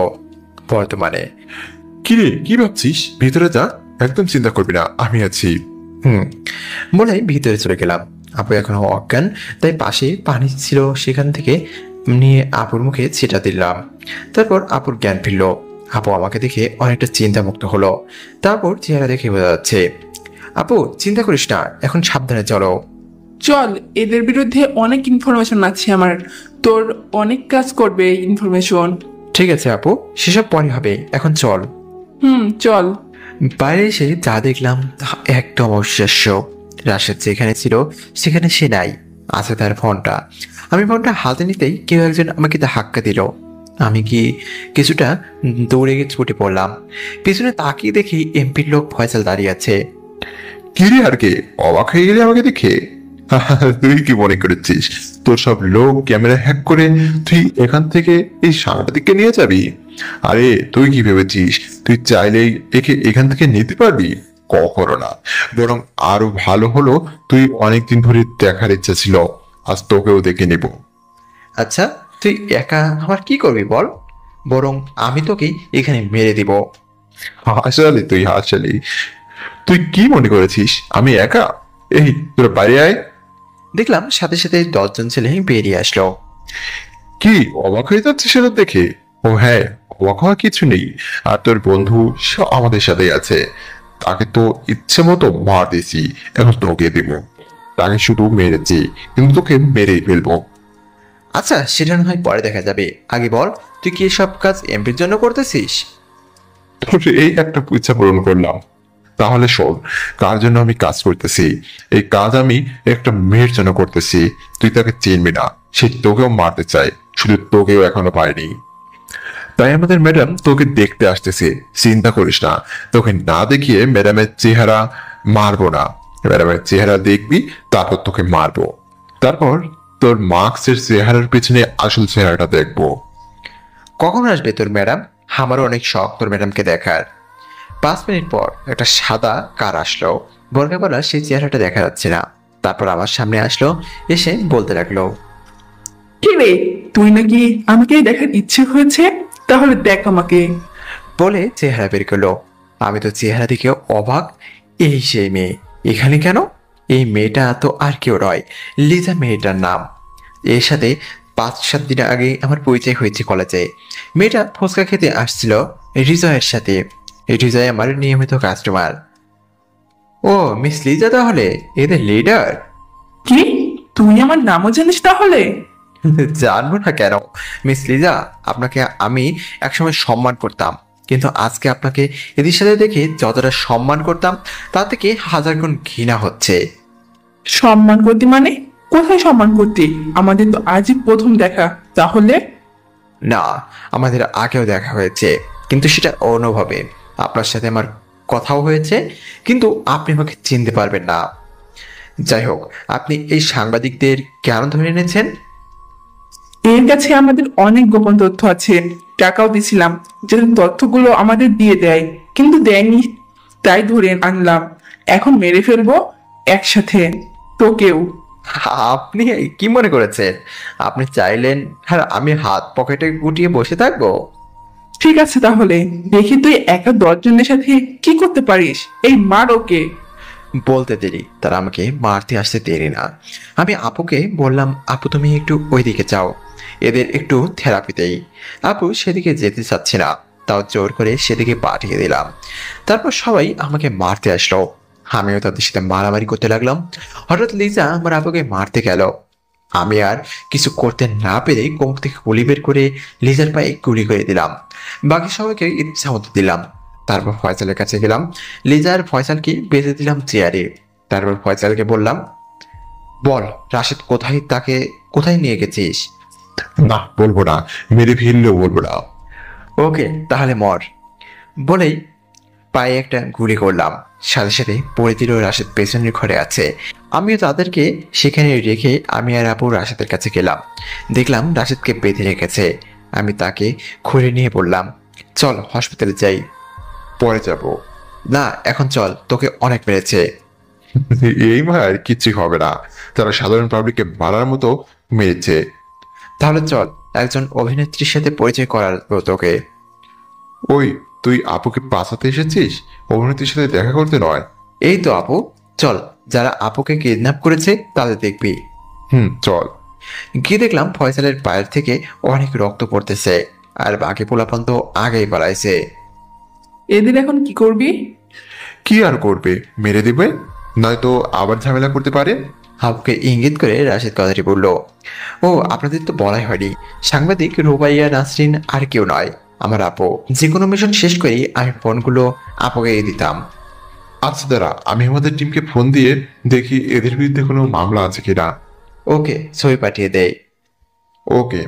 তারপর রাশেদ লিজার ফয়সালের ছবি তুলে পাঠিয়ে দিল।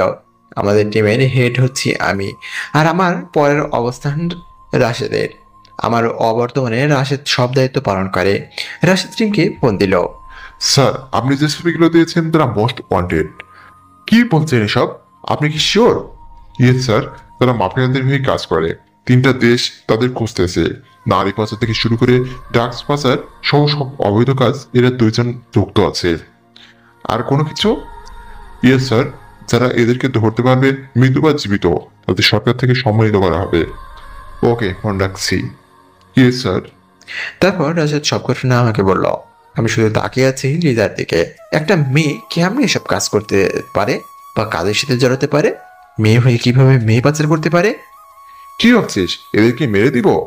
না, তুই একটা কাজ কর, আপুকে নিয়ে বের হয়ে যা, আমি এদের দেখছি।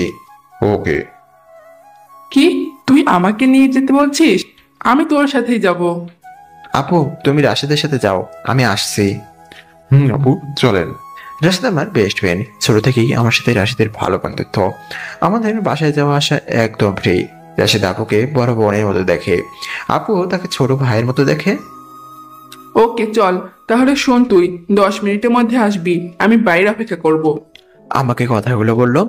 ঠিক আছে এখন যাও। তারপর আপু আর রাশেদ চলে গেল। আমি লিজা আর ফয়সালের কাছে গেলাম। মিস লিজা, আমি তো আপনাকে ভালো মনে করতাম, কিন্তু আপনার মাঝে এত জঘন্যতা থাকবে সেটা আমার কল্পনাতেও ছিল না। কি বলতে চাস তুই? আমি কি বলতে চাচ্ছি সেটা আপনি ভালো করে বুঝতে পারছেন। কিভাবে পারেন একটা মেয়ে হয়ে আর একটা মেয়েকে পাচার করতে? আর ফয়সাল, তোকে তো আমি শুধু এমপির চামচামারি করতাম, কিন্তু তুইও মোস্ট ওয়ান্টেড কেমনে হলি? দেখ তুই অনেক কিছু জানছিস, ভালো হবে তোর যদি আমাকে ছেড়ে দিস। যত টাকা লাগে আমি দেবো, তা আমাদের ছেড়ে দে। তোদের কি মনে হয় আর কি ঘুষ নিয়ে তোকে ছেড়ে দিবে? তারা 5 মিনিট পর তোদের সাথে বোঝাপড়া হবে। তারপর আমি ফোন দিলাম RH2-কে। স্যার। তোমরা কি শিওর যে এটা মাফিয়াদের সাথে কাজ করে? জি স্যার। তাহলে এরা প্রকাশ্যে এতদিন কিভাবে ঘুরতে পারে যদি এরা ওয়ান্টেড হয়? স্যার এরা দুইজনে প্লাস্টিক সার্জারি করেছে যাতে চিনতে না পারে, তাই বাইরে ঘুরছিল। তাহলে আপনি কি করে বুঝলেন এরাই তারা? স্যার রাশেদ স্যার ছবি দেওয়ার পর আমরা ডাটাবেস চেক করেছিলাম, হঠাৎ করে তাদের চোখের প্রিন্ট মিলে যায়, তাই তাদের শনাক্ত করতে অসুবিধা হয়নি। তাদের পুরো রেকর্ড আমাদের কাছে আছে। Okay, good job. Thank you sir. তারপর ফোন কেটে দিলাম। মিস লিজা, আপনাকে কিছু প্রশ্ন করব, যদি সঠিক উত্তর দেন তাহলে কষ্ট না দিয়ে বিদায় দেব, আর যদি না দেন তাহলে কষ্ট পেতে হবে। দেখারকে তুই আমাদের ছেড়ে দে, যত টাকা লাগে দিব তাও ছেড়ে দে। আর কি যদি চিনতি তাহলে আমার কলিজার বোনকে কিডন্যাপ করতি না। চল কিছু প্রশ্ন করবো, উত্তর দে, নয়তো খারাপ হবে। এমনিতে আপু বাইরে 8 মিনিট ধরে দাঁড়িয়ে আছে। বল, তোদের মাফিয়া টিমের কয়জন সদস্য, আর তাদের এই এলাকার কোথায় গ্যাং আছে? তাহলে তুই এটা জানিস আমাদের গ্যাং আছে? আর কে, তুই আমাদের হয়ে কাজ কর, শুধু টাকা আর টাকা পাবি। আর তুই যা করিস মনে হয় কোনো টাকা পয়সা পাস না। চল আমাদের সাথে হাত মিলা, শুধু টাকা আর টাকা পাবি। আমাদের সাথে হাত মেলা, এই পৃথিবীতে তখন টাকা ছাড়া কিছুই পাবি না। না পাবি ভালোবাসা, না পাবি সম্মান, আর না পাবি ভালো কিছুর সুযোগ। মনে মনে ভাবলাম এদের মারলে তো কিছু বলবেন না, বরং এদের সাথে একটা চাল চালাই। যদি তোদের সাথে হাত মিলাই তাহলে কি আমাকে তোদের কালো ব্যবসার 30% দিবি? কি বলিস? আমরা দুইজন মিলে পাই 40%, তোকে আমাদের থেকে 10% দিব। তোরা দুইজন 40% মানে বাকি 60% কোথায় তাহলে? আমার মূল চাল ছিল এটাই। বাকি 60% এমপির। ও তাই তো পড়ি, এমপি তো ওরে কেন? বল 10% রাজি কিনা? তাহলে কি 60% পুরাই এমপি নেয়, গ্যাংকে দেয় না? গ্যাংকে 5% করে দেয়। কতজন আছে গ্যাংয়ে আমি সহ হলে? আর একটা পয়েন্ট, এই ধর 20 জনের বেশি হবে। আমি যদি তোর সাথে হাত মিলাই তাহলে আমাকে তোরা কোথায় রাখবি, তোদের গ্যাংয়ের সাথে নাকি? হ্যাঁ, অনেক সুবিধা পাবি ওখানে। তো আমাদের গ্যাং কোথায়, মানে আমি যোগ দিলে কোথায় থাকবো আমরা? আর একটা পয়েন্ট, আমাদের পুরো গ্যাং তো চিটাগাং, ওখানে থাকবে। চিটাগাং কোথায়? চিটাগাং একটি জায়গার নাম বললো, তারপর বললো এই জায়গায়। চল এবার আমাদের হাতের বাঁধন খোল আর আমাদের সাথে চল। হ্যাঁ চল, আমাদের হয়ে কাজ করবি আজ থেকে। তোদের কি মনে হয় কালো টাকা দিয়ে আমাকে কিনতে পারবি? দেখ, যদি আমি তোদের মারতাম তাহলে তোরা সত্যিটা বলতে না, তোরা কখনো বলতি না তোদের পেছনে কে আছে। তাই তোদের মুখ থেকে সত্যিটা বের করার জন্য চাল চেলেছি। এখন তোরা মরার জন্য প্রস্তুত হ। লেজার ফয়সাল একে অপরের দিকে চোখ বড় বড় করে তাকালো। তারা হয়তো ভাবছে আমি তাদের সাথে হাত মিলাবো। তুই আমাদের ঢুকা দিলি তাহলে? আমি কখন ধোকা দিলাম? তুই তো একটু আগে আমাদের সাথে কাজ করার কথাই রাজি হয়েছিলি। আমি কি একবারে বলেছি আমি রাজি? তা বলিসনি, তাই বলে। দেখ, এত কথা শুনতে চাই না, তোদের এখন মরতে হবে, শেষ ইচ্ছা থাকলে বল। শেষ ইচ্ছা হচ্ছে তেমন কিছু নয়, শুধু তোকে একবার দেখবো। আর লিজা, আপনার ইচ্ছা? আমিও তোকে একবার দেখবো, আর কোনো ইচ্ছে নেই। ঠিক আছে, আমাকে দেখার যখন এতই শখ তাহলে দেখ আমাকে, বলে মুখ থেকে মাস্ক সরিয়ে নিলাম। তুই? হ্যাঁ আমি। কেন অবাক হচ্ছিস? অবাক হওয়ার কিছুই নেই। নে এবার মরার জন্য প্রস্তুত হয়ে যা। তুই তাহলে আর কে স্কুল শেষে আমাদের ফলো করছিলি? আমি। তারপর তাদের দুইজনকে মাথায় গুলি করে দিলাম। ফয়সাল তো 1 মিনিটের মধ্যে মরে গেছে, কিন্তু লিজা তার অনেক রক্ত যাচ্ছে, তা 5 মিনিট পর সে মরে গেল। কথাই আছে, আপনি কাউকে কষ্ট দিলে আপনাকেও একই রকম কষ্ট পেতে হবে, যেটা হৃদয়ের সাথে ঘটেছে বা ঘটবে। তারপর তাদের মেরে বাইরে চলে আসলাম। বাইরে আসার পর আবার প্রশ্ন তো শুরুই। তুই বলেছিলি 10 মিনিটের মধ্যে আসবি, এখন কয় মিনিট হয়েছে? আমি ঘড়িতে তাকিয়ে দেখলাম 20 মিনিট হয়েছে। 20 মিনিট হলো মাত্র। 20 মিনিট হলো, তা মাত্র বলছিস? আসলে আপু আমাকে খুব ভালোবাসে, তাই 10 মিনিট দেরি হলে আপু রেগে গেছে। আপু এটা আর কি বলো, তাদের তো ওপরে পাঠিয়ে আসতে হবে তাই না? কি, ওদের মেরে ফেলেছিস? মেরে দিয়েছি।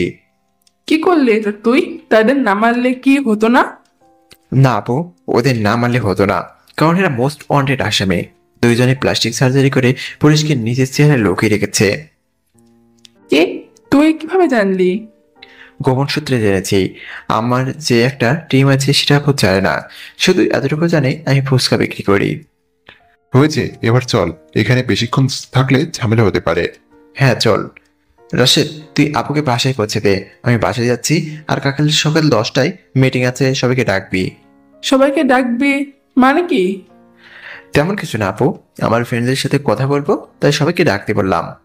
ও, আপু কিন্তু আমার কথাটা বিশ্বাস করেনি, তা আমি খুব ভালো করেই বুঝতে পেরেছি। ওকে রাশেদ, যা তাহলে। আর আপু সাবধানে যাবে, বাসায় পৌঁছে আমাকে ফোন দিবে। Okay bye. তারপর চলে আসলাম বাসায়, এসে একটা ঘুম দিলাম। পরের দিন চলে গেলাম সেই গভীর মাঠের নিচে। মিটিং এ সবাই এসে গেছে, তাই মিটিং শুরু করলাম। সবাই কেমন আছেন? ভালো স্যার, আপনি কেমন আছেন? ভালো। যাই হোক, আজকে যে জন্য আমরা এখানে আসলাম সে আলোচনা শুরু করি। Yes sir. আপনারা জানেন আমার নির্দিষ্ট সময় প্রায় শেষের দিকে, আর মাত্র 5 মিনিট সময় আছে। এই সময়ে আমাদের অনেক কাজ করতে হবে। Yes sir. আপনারা হয়তো জানেন আর 2 দিন পরে বিশ্ববিদ্যালয়ের একটা অনুষ্ঠান আছে, আর সেই অনুষ্ঠানে প্রধান অতিথি হিসেবে থাকবে আমাদের এমপি। ইয়েস স্যার, জানি সেটা। ঠিক আছে, তাহলে ওই দিন আমাদের সব কাজ শেষ করতে হবে। সবাই ওই দিন এখানে উপস্থিত থাকবেন। Yes sir. ঠিক আছে, আমি আপনাদের সবাইকে বুঝিয়ে দিচ্ছি কে কোন দিক থাকবেন। Okay sir. আমাদের প্রথম কাজ হবে সবাই বুলেট প্রুফ জ্যাকেট গায়ে দেওয়া, কারণ ওখানে অনেক ঝামেলা হতে পারে। ওকে স্যার, তারপর কি করব? তারপর RS1 আপনি থাকবেন এমবির সামনে করে ডান পাশে, বা বাম পাশে থাকবেন RS2। RS1 প্লাস RS2 বললো। Yes sir. RS3 and RS4 থাকবেন সামনের বিল্ডিংয়ে। তারপর RS5 এবং RS6 থাকবেন ডান পাশের বিল্ডিংয়ের 3য় তলায়। আর RS7 এবং RS8 থাকবেন পাবলিকের সাথে, একজন থাকবেন মাঝখানে আর একজন থাকবেন পেছনে। আর RS9 থাকবেন এমপির যে মানুষ দাঁড়াবে তাদের সাথে মিশে যাবেন। সবাই একসাথে বললো ইয়েস স্যার। স্যার, আমাদের টার্গেটকে সেটা তো বললেন না। আমাদের টার্গেট একজন নয়, তারা মোট 10 জনের মতো আছে। আজ রাতে তাদের মধ্যে 5 জনকে পুলিশ গ্রেপ্তার করবে, তাদের পরে আরো 3 জন গ্রেপ্তার করবে। তাহলে বাকি 2 জনকে গ্রেপ্তার কেন করবে না? কারণ ওরা 2 জন খুব পাওয়ারফুল লোক, ও তাদের আটক করলে পুরো এলাকায় ঝামেলা হবে, তাই বুদ্ধি দিয়ে তাদের আটকাতে হবে। তাহলে স্যার, কারা তারা? সেটা আমি ছাড়া আর কেউ জানে না। কালকে সেদিক তাদেরকে ইনকাউন্টার করব, সবাই রেডি থাকবে। স্যার, তারা কারা আমরা কি জানতে পারি না? কাজের সময় রাশেদ আমাকে স্যার ডাকে। জানতে সবাই পারেন, কিন্তু সেটা এখন নয়, কারণ এখান যদি কাউকে বলি বা তাদের নাম প্রকাশ করি তাহলে ঝামেলা হতে পারে। কি রকম ঝামেলা স্যার? সেটা আমি আপনাদের পরে বলবো, এখন বলা যাবে না। Okay sir. ঠিক আছে, তাহলে আজ এতটুকুই। মনে রাখবেন আমাদের সময় আর 5 দিন, কাজ করতে হবে পরশু, মানে সময়ের 2 দিন আগে কাজ শেষ করতে হবে। কালকে সবাই রেডি, আবারও আসবেন, এখন সবাই আসতে পারেন। ওকে স্যার। তারপর সবাই স্যালুট দিয়ে চলে গেল। রাশেদ চল। তারা দুইজন কারা আমাকেও বলবি না? তোকে বলবো না, তা কেমনি হয় বল? তাহলে বল তারা কারা। এখানে বলা যাবে না। কেন? এখানে বললে সমস্যা কোথায়? এখানে চারদিকে ক্যামেরা, যদি কেউ একটু কথা বলে তাহলে সেটা আমার টিমের সবাই শুনতে পারবে। তোকে পরে বলবো। ওহ সরি, মনে ছিল না। ঠিক আছে চল এখন। চল। তারপর আমি আর রাশিদ চলে এলাম। বিকালে একটু কলেজটা দেখতে গেলাম। সকালে তো যাইনি, ফুচকার গাড়ি নিয়ে গেলেও কাজ হবে না, তাই এমনি বেরোলাম ঘুরবো বলে। কলেজে গিয়ে রাকিবের সাথে দেখা। কি মামা, আজকে গাড়ি কোথায়? মামা আর গাড়ি নিয়ে আসবো না। তাহলে আমরা ফুচকা কিভাবে খাবো? কি বলো বাবা, আমি না আসলে অন্য কেউ আসবে হয়তো। তাও মামা, তোমার ফুচকা অনেক মিস করবো। তাই না? ঠিক আছে মামা, এখন আসি। আচ্ছা। তারপর রাকিব চলে গেল। আমিও চারদিকে একটু ভালো করে দেখতে লাগলাম। হঠাৎ রিমিকে দেখলাম, তার কাছে গেলাম। তা কেমন আছেন আপনি? জি মুই ভালো, আপনি কেমন আছেন? আমিও ভালো আছি। তা আজকে ফুচকা নিয়ে আসছেননি কেন? আর তো আসবো না। আসবেন না মানে? কেন আসবেন না? মুই আর ফুচকা নিয়ে আসবো না। কেন আসবেন না সেটা তো বলবেন। অন্য কাজ করব, ফুচকা ছেড়ে দিব। ও এ কি, আপনি মন খারাপ করলেন কেন? এমনি। আচ্ছা মুই এখন আসি। শুনেন, জি। আপনি কাজ এখানে করবেন নাকি অন্য কোথাও? হ্যাঁ সেটা তো মুই জানি না এখনেও, এখানেই করতে পারি। এখানে করলেই ভালো হবে। কেন? বললাম, আমি এখন আসি। তারপর রিমি চলে গেল। যতটুকু বুঝলাম রিমির অনেক মন খারাপ। হয়তো আমি চলে যাব বলে, নয়তো ফুচকের কথা মনে করে এই কয়েকদিনে রিমিকে আমি অনেক ভালোবেসে ফেলেছিলাম। রিমিও হয়তো আর কে অনেক ভালোবাসে। তারপর চলে আসলাম বাসায়। রাশেদ ফোন দিল। কিরে, কোথায় তুই? এই তো বাসায় আছি, তুই কোথায়? আমিও পাশে আছি। টিভিটা অন কর। কেন, কি হয়েছে? আগে অন করে দেখ, তারপর বুঝবি। ওকে রাখছি। টিভি অন করলাম, খবর চলতেছে। ব্রেকিং নিউজ, 2টা লাশ পাওয়া গেছে বর্তমানে এমপির পুরাতন বাংলোতে। এমপিকে এই ব্যাপারে জিজ্ঞেস করলে তিনি বললেন তিনি এসব বিষয়ে কিছুই জানেন না। তিনি আরো জানান তিনি অনেকদিন ধরে সে বাংলোতে যাননি, তবে একটা বিষয় সুনিশ্চিত, এই খুন দুইটো করেছে আর কে। এরা কারা সেটাও আর কে পরিষ্কার করে বলে দিচ্ছে। এটাও বলে দিছে তাদের গায়ে আর কে রেখা না থাকার কারণ। আর কে তাদের মেরে একটা চিঠি রেখেছিল যেটাতে তিনি এদের ব্যাপারে জানান। তো চলুন সে চিঠিতে কি ছিল দেখে আসি। আমি আর কে, এরা দুইজন ধর্ষক সেটাও নয়। লোকটা হলো ফয়সাল আর মেয়েটা হলো রেজা। তারা দুজন মাফিয়াদের সাথে মিলে এদেশের নারী পাচার করেছে বিভিন্ন দেশে, তাই এদেরকে আমি শেষ করে দিলাম। আপনারা হয়তো বলতে পারেন এরা দুইজনকে আমি কিভাবে চিনি, তাহলে সেটা আমি আপনাদেরকে জানাচ্ছি। এরা দুইজন যে চেহারা নিয়ে বর্তমানে আছে সেটা তাদের আসল চেহারা নয়। তারা দুইজন মোস্ট ওয়ান্টেড আসামি। পুলিশ থেকে শুরু করে বিভিন্ন দেশের গোয়েন্দা সংস্থা তাদের খুঁজে চলছে, কিন্তু দুঃখের বিষয় তাদের কেউ চিনতে পারেনি। এরা দুজন প্লাস্টিক সার্জারি করে নিজের আসল চেহারা বদলে নিয়েছে। তাদের প্লাস্টিক সার্জারি সরিয়ে নিলে তাদের আসল চেহারা বেরিয়ে আসবে। এরা দুজন এমপির খুব বিশ্বস্ত যোগ্য ছিল। তাদের প্লাস্টিক সার্জারি সরিয়ে নেওয়ায় অনুরোধ রইল। ইতি আর কে। এই ছিল তার চিঠি। সব আপডেট পেতে চোখ রাখুন আমাদের চ্যানেলে। খবর দেখার পর আমি রাশেদকে ফোন দিলাম। হ্যাঁ, দেখছিস খবর? দেখছি। তুই যে সিডিটা লিখলি সেটা আমি কি বলি না কেন? এমনি পড়েনি, এখন তো দেখলি। আচ্ছা, ওই দুইজন কারা নাম বলতো? তাহলে আমার সাথে আজ রাতে ঘুরতে বের হবি? আজব তো, ঘুরতে বের হলে বলবি নাকি? হ্যাঁ বলবো, দেখাবো। মানে? সেটা দেখা করলে আর ঘুরতে বের হলে বুঝবি। ওকে। আচ্ছা রাখছি, ঠিক 9টার সময় গান নিয়ে আমার বাসায় আসবি। আচ্ছা। তারপর ফোন কেটে দিল। তারপর এটা ওটা করতে করতে 8টা বেজে গেল। আর মাত্র 1 ঘন্টা বাকি রাশেদ আসতে, তাই কিছু ফাইল চেক করে নিলাম। তারপর একটু খবর দেখলাম, ঘুরতে দেখি 8:50, তাই রেডি হয়ে নিলাম। নর্মাল একটা পোশাক পরলাম, সাথে শুধু মাস্কটা আর বন্দুকটা নিলাম। 9টা বাজার 5 মিনিট আগে রাশেদ আসলো। চল তাহলে যাওয়া যাক। কিছু খাওয়াবি না? খাবো তো, সামনের চায়ের দোকান থেকে ভালো করে খাওয়াবো। ওকে চল। তারপর রাশেদ আর আমি চলে গেলাম চায়ের দোকানে। চা খেয়ে দুজন হাঁটতে লাগলাম। এখন তো বল, কে তারা দুইজন? আচ্ছা, তারা কারা না শুনলে কি তোর ভাত হজম হয় না? বলবি কি না? বলবো, চল আর একটু সামনে যাই। 5 মিনিট হাঁটার পর, এবার তো বল। তাহলে শোন, তোর কি মনে আছে আমরা যখন জবে প্রথম ঢুকি তার মাসখানেক পরে বাংলাদেশ থেকে প্রায় 30টা মেয়ে পাচার হয়েছে সেটা? মনে তো আছে। তো এই হলো সে, যে আমাদের টার্গেটে থাকবে। এরা তো 2 জন। আর তোর কি মনে আছে এমপির নির্বাচন হওয়ার মাসখানেক আগে একটা গাড়ি বিস্ফোরণ হয়েছিল যে ওটা? হ্যাঁ, মনে আছে। আর সে হচ্ছে দ্বিতীয় ব্যক্তি। গাড়িটি এমনিতে বিস্ফোরিত হয়নি, ওটাতে টাইম বোমা লাগানো হয়েছিল। কারা সে জানোয়ারগুলো যারা নিরীহ মানুষকে এভাবে মেরেছে? একটা হলো এমপি, আরেকটা হলো ব্যবসায়ী রায়হান ইকবাল। কি?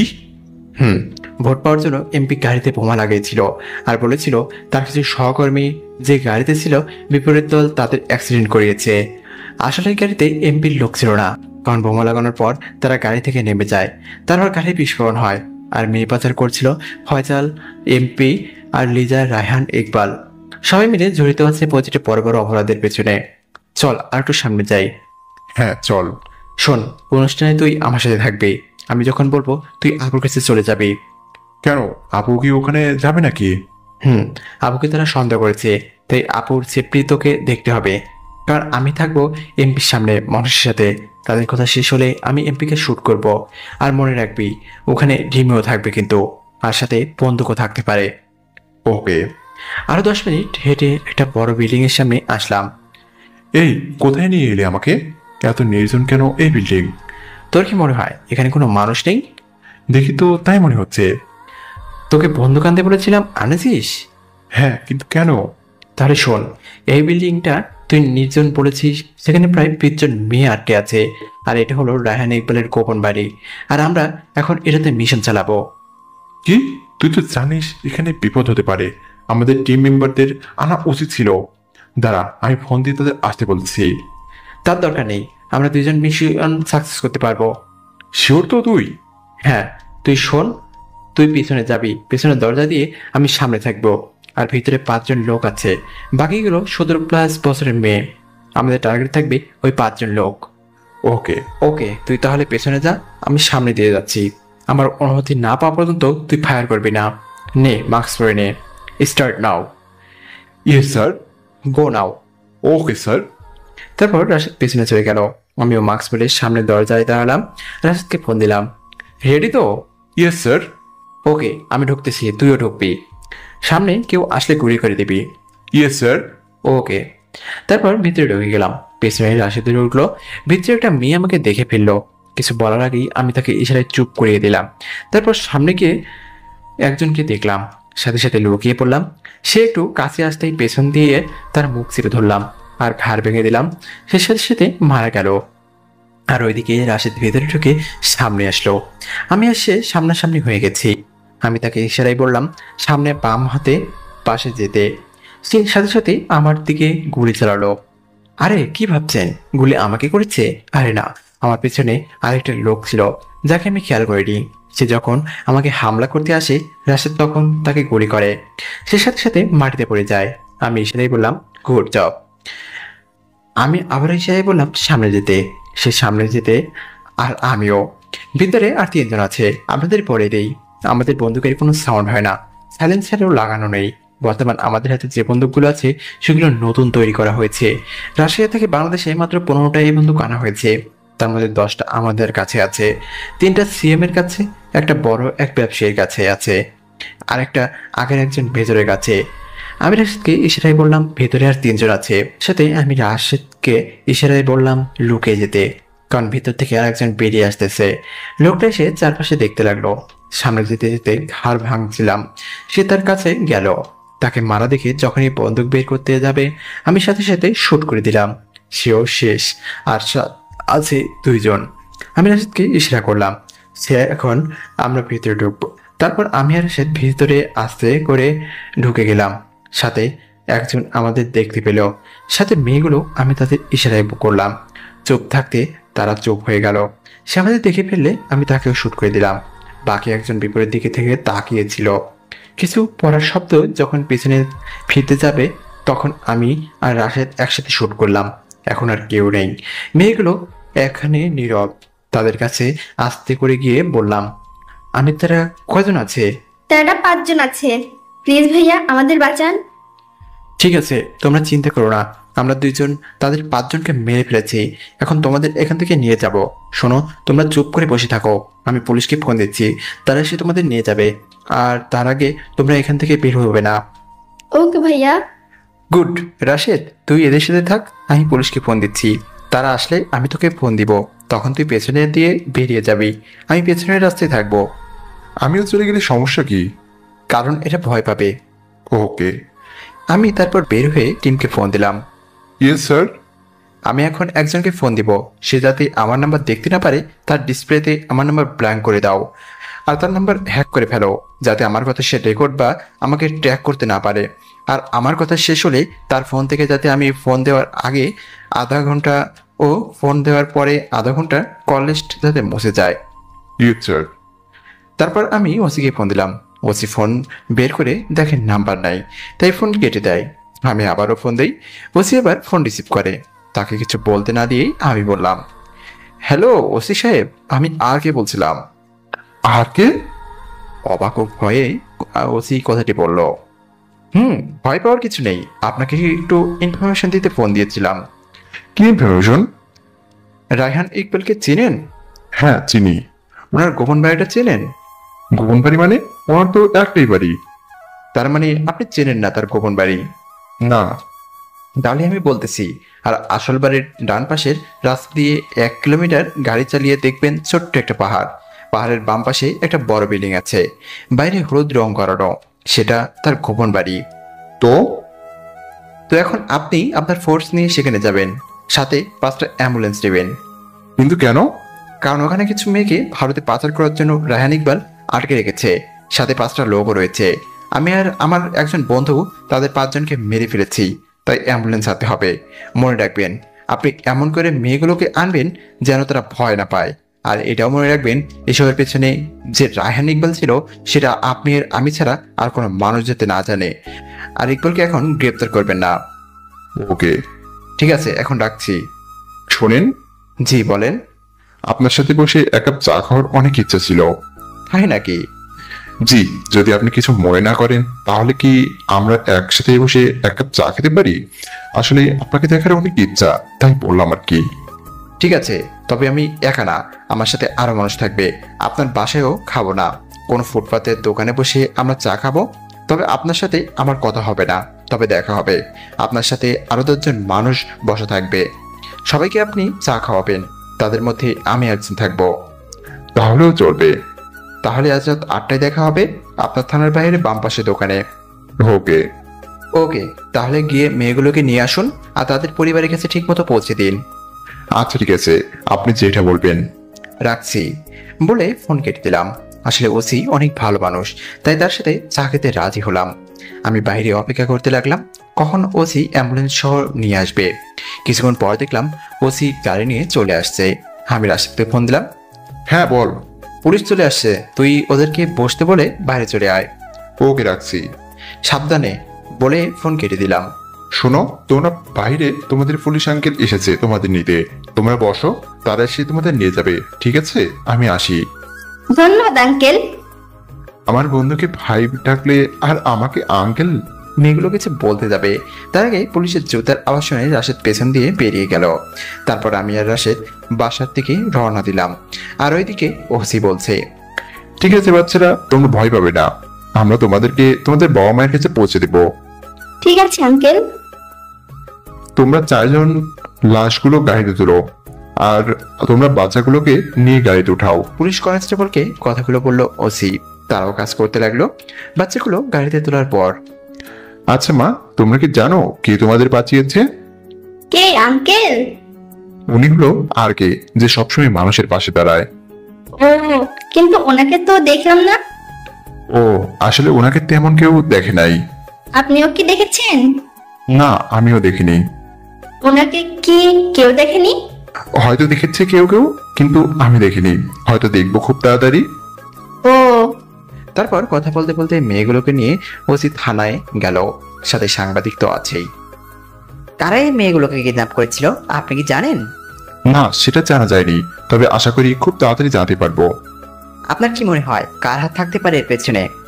আমাদের মনে হলো তো আর হবে না, আমাদের প্রমাণ দরকার। তাহলে কি আপনি মনে মনে কাউকে সন্দেহ করেন? হ্যাঁ, সন্দেহ করি। তাহলে কি এসে? আমি যদি তার নামটা আপনাদের বলে দেই তাহলে সে অন্য দেশে পালিয়ে যাবে, তাই তার নাম বলা যাবে না। এই মেয়েগুলোকে কি আপনারা উদ্ধার করেছেন নাকি অন্য কেউ? আবুর কথা শুনে ওসি শখ তো খেলোই। ওসি মনে মনে ভাবলো এই কথার সামনে তাকে পড়তে হবে না, কিন্তু আমি তো আপুকে আগেই বলে দিয়েছি মিশনে যাচ্ছি।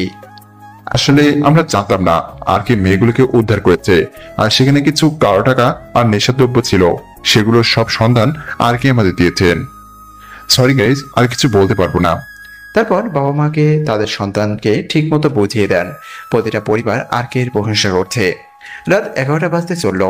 আমি আর রাশেদ বাসায় চলে আসলাম। রাশেদকে তার বাসায় পাঠিয়ে দিলাম। আমি ওর ভাঙা বাসায় চলে আসলাম। পরের দিন ঘুম থেকে উঠে কলেজে গেলাম। সবাই ঘোরাঘুরি করতেছে, কোনো ক্লাস হচ্ছে না, কারণ কাল তো কলেজে অনুষ্ঠান। তাই সবাই অনুষ্ঠানে কি কি করবে সেসব চিন্তা করতেছে। স্যারেরাও সে চিন্তায় ব্যস্ত। কোথায় থেকে আরোই আসলো। কেমন আছেন ভাইয়া? এই তো ভালো, তুমি কেমন আছো? আর এতদিন কই ছিলে? আছি ভাইয়া, বাসা থেকে বের হতে মন চায় না, কাল কলেজে অনুষ্ঠান তাই আসলাম। আরোহীকে এমপির ভাগিনা ধর্ষণ করেছিল, তাই সে এমন কথা বললো। আরোহী, চিন্তা করো না, যা হবার তা তো হয়ে গেছে, আর তারা শাস্তিও পেয়েছে। তা ঠিক, তা আপনি নাকি এখন ফুচকা বিক্রি করেন না? ঠিকই শুনেছ।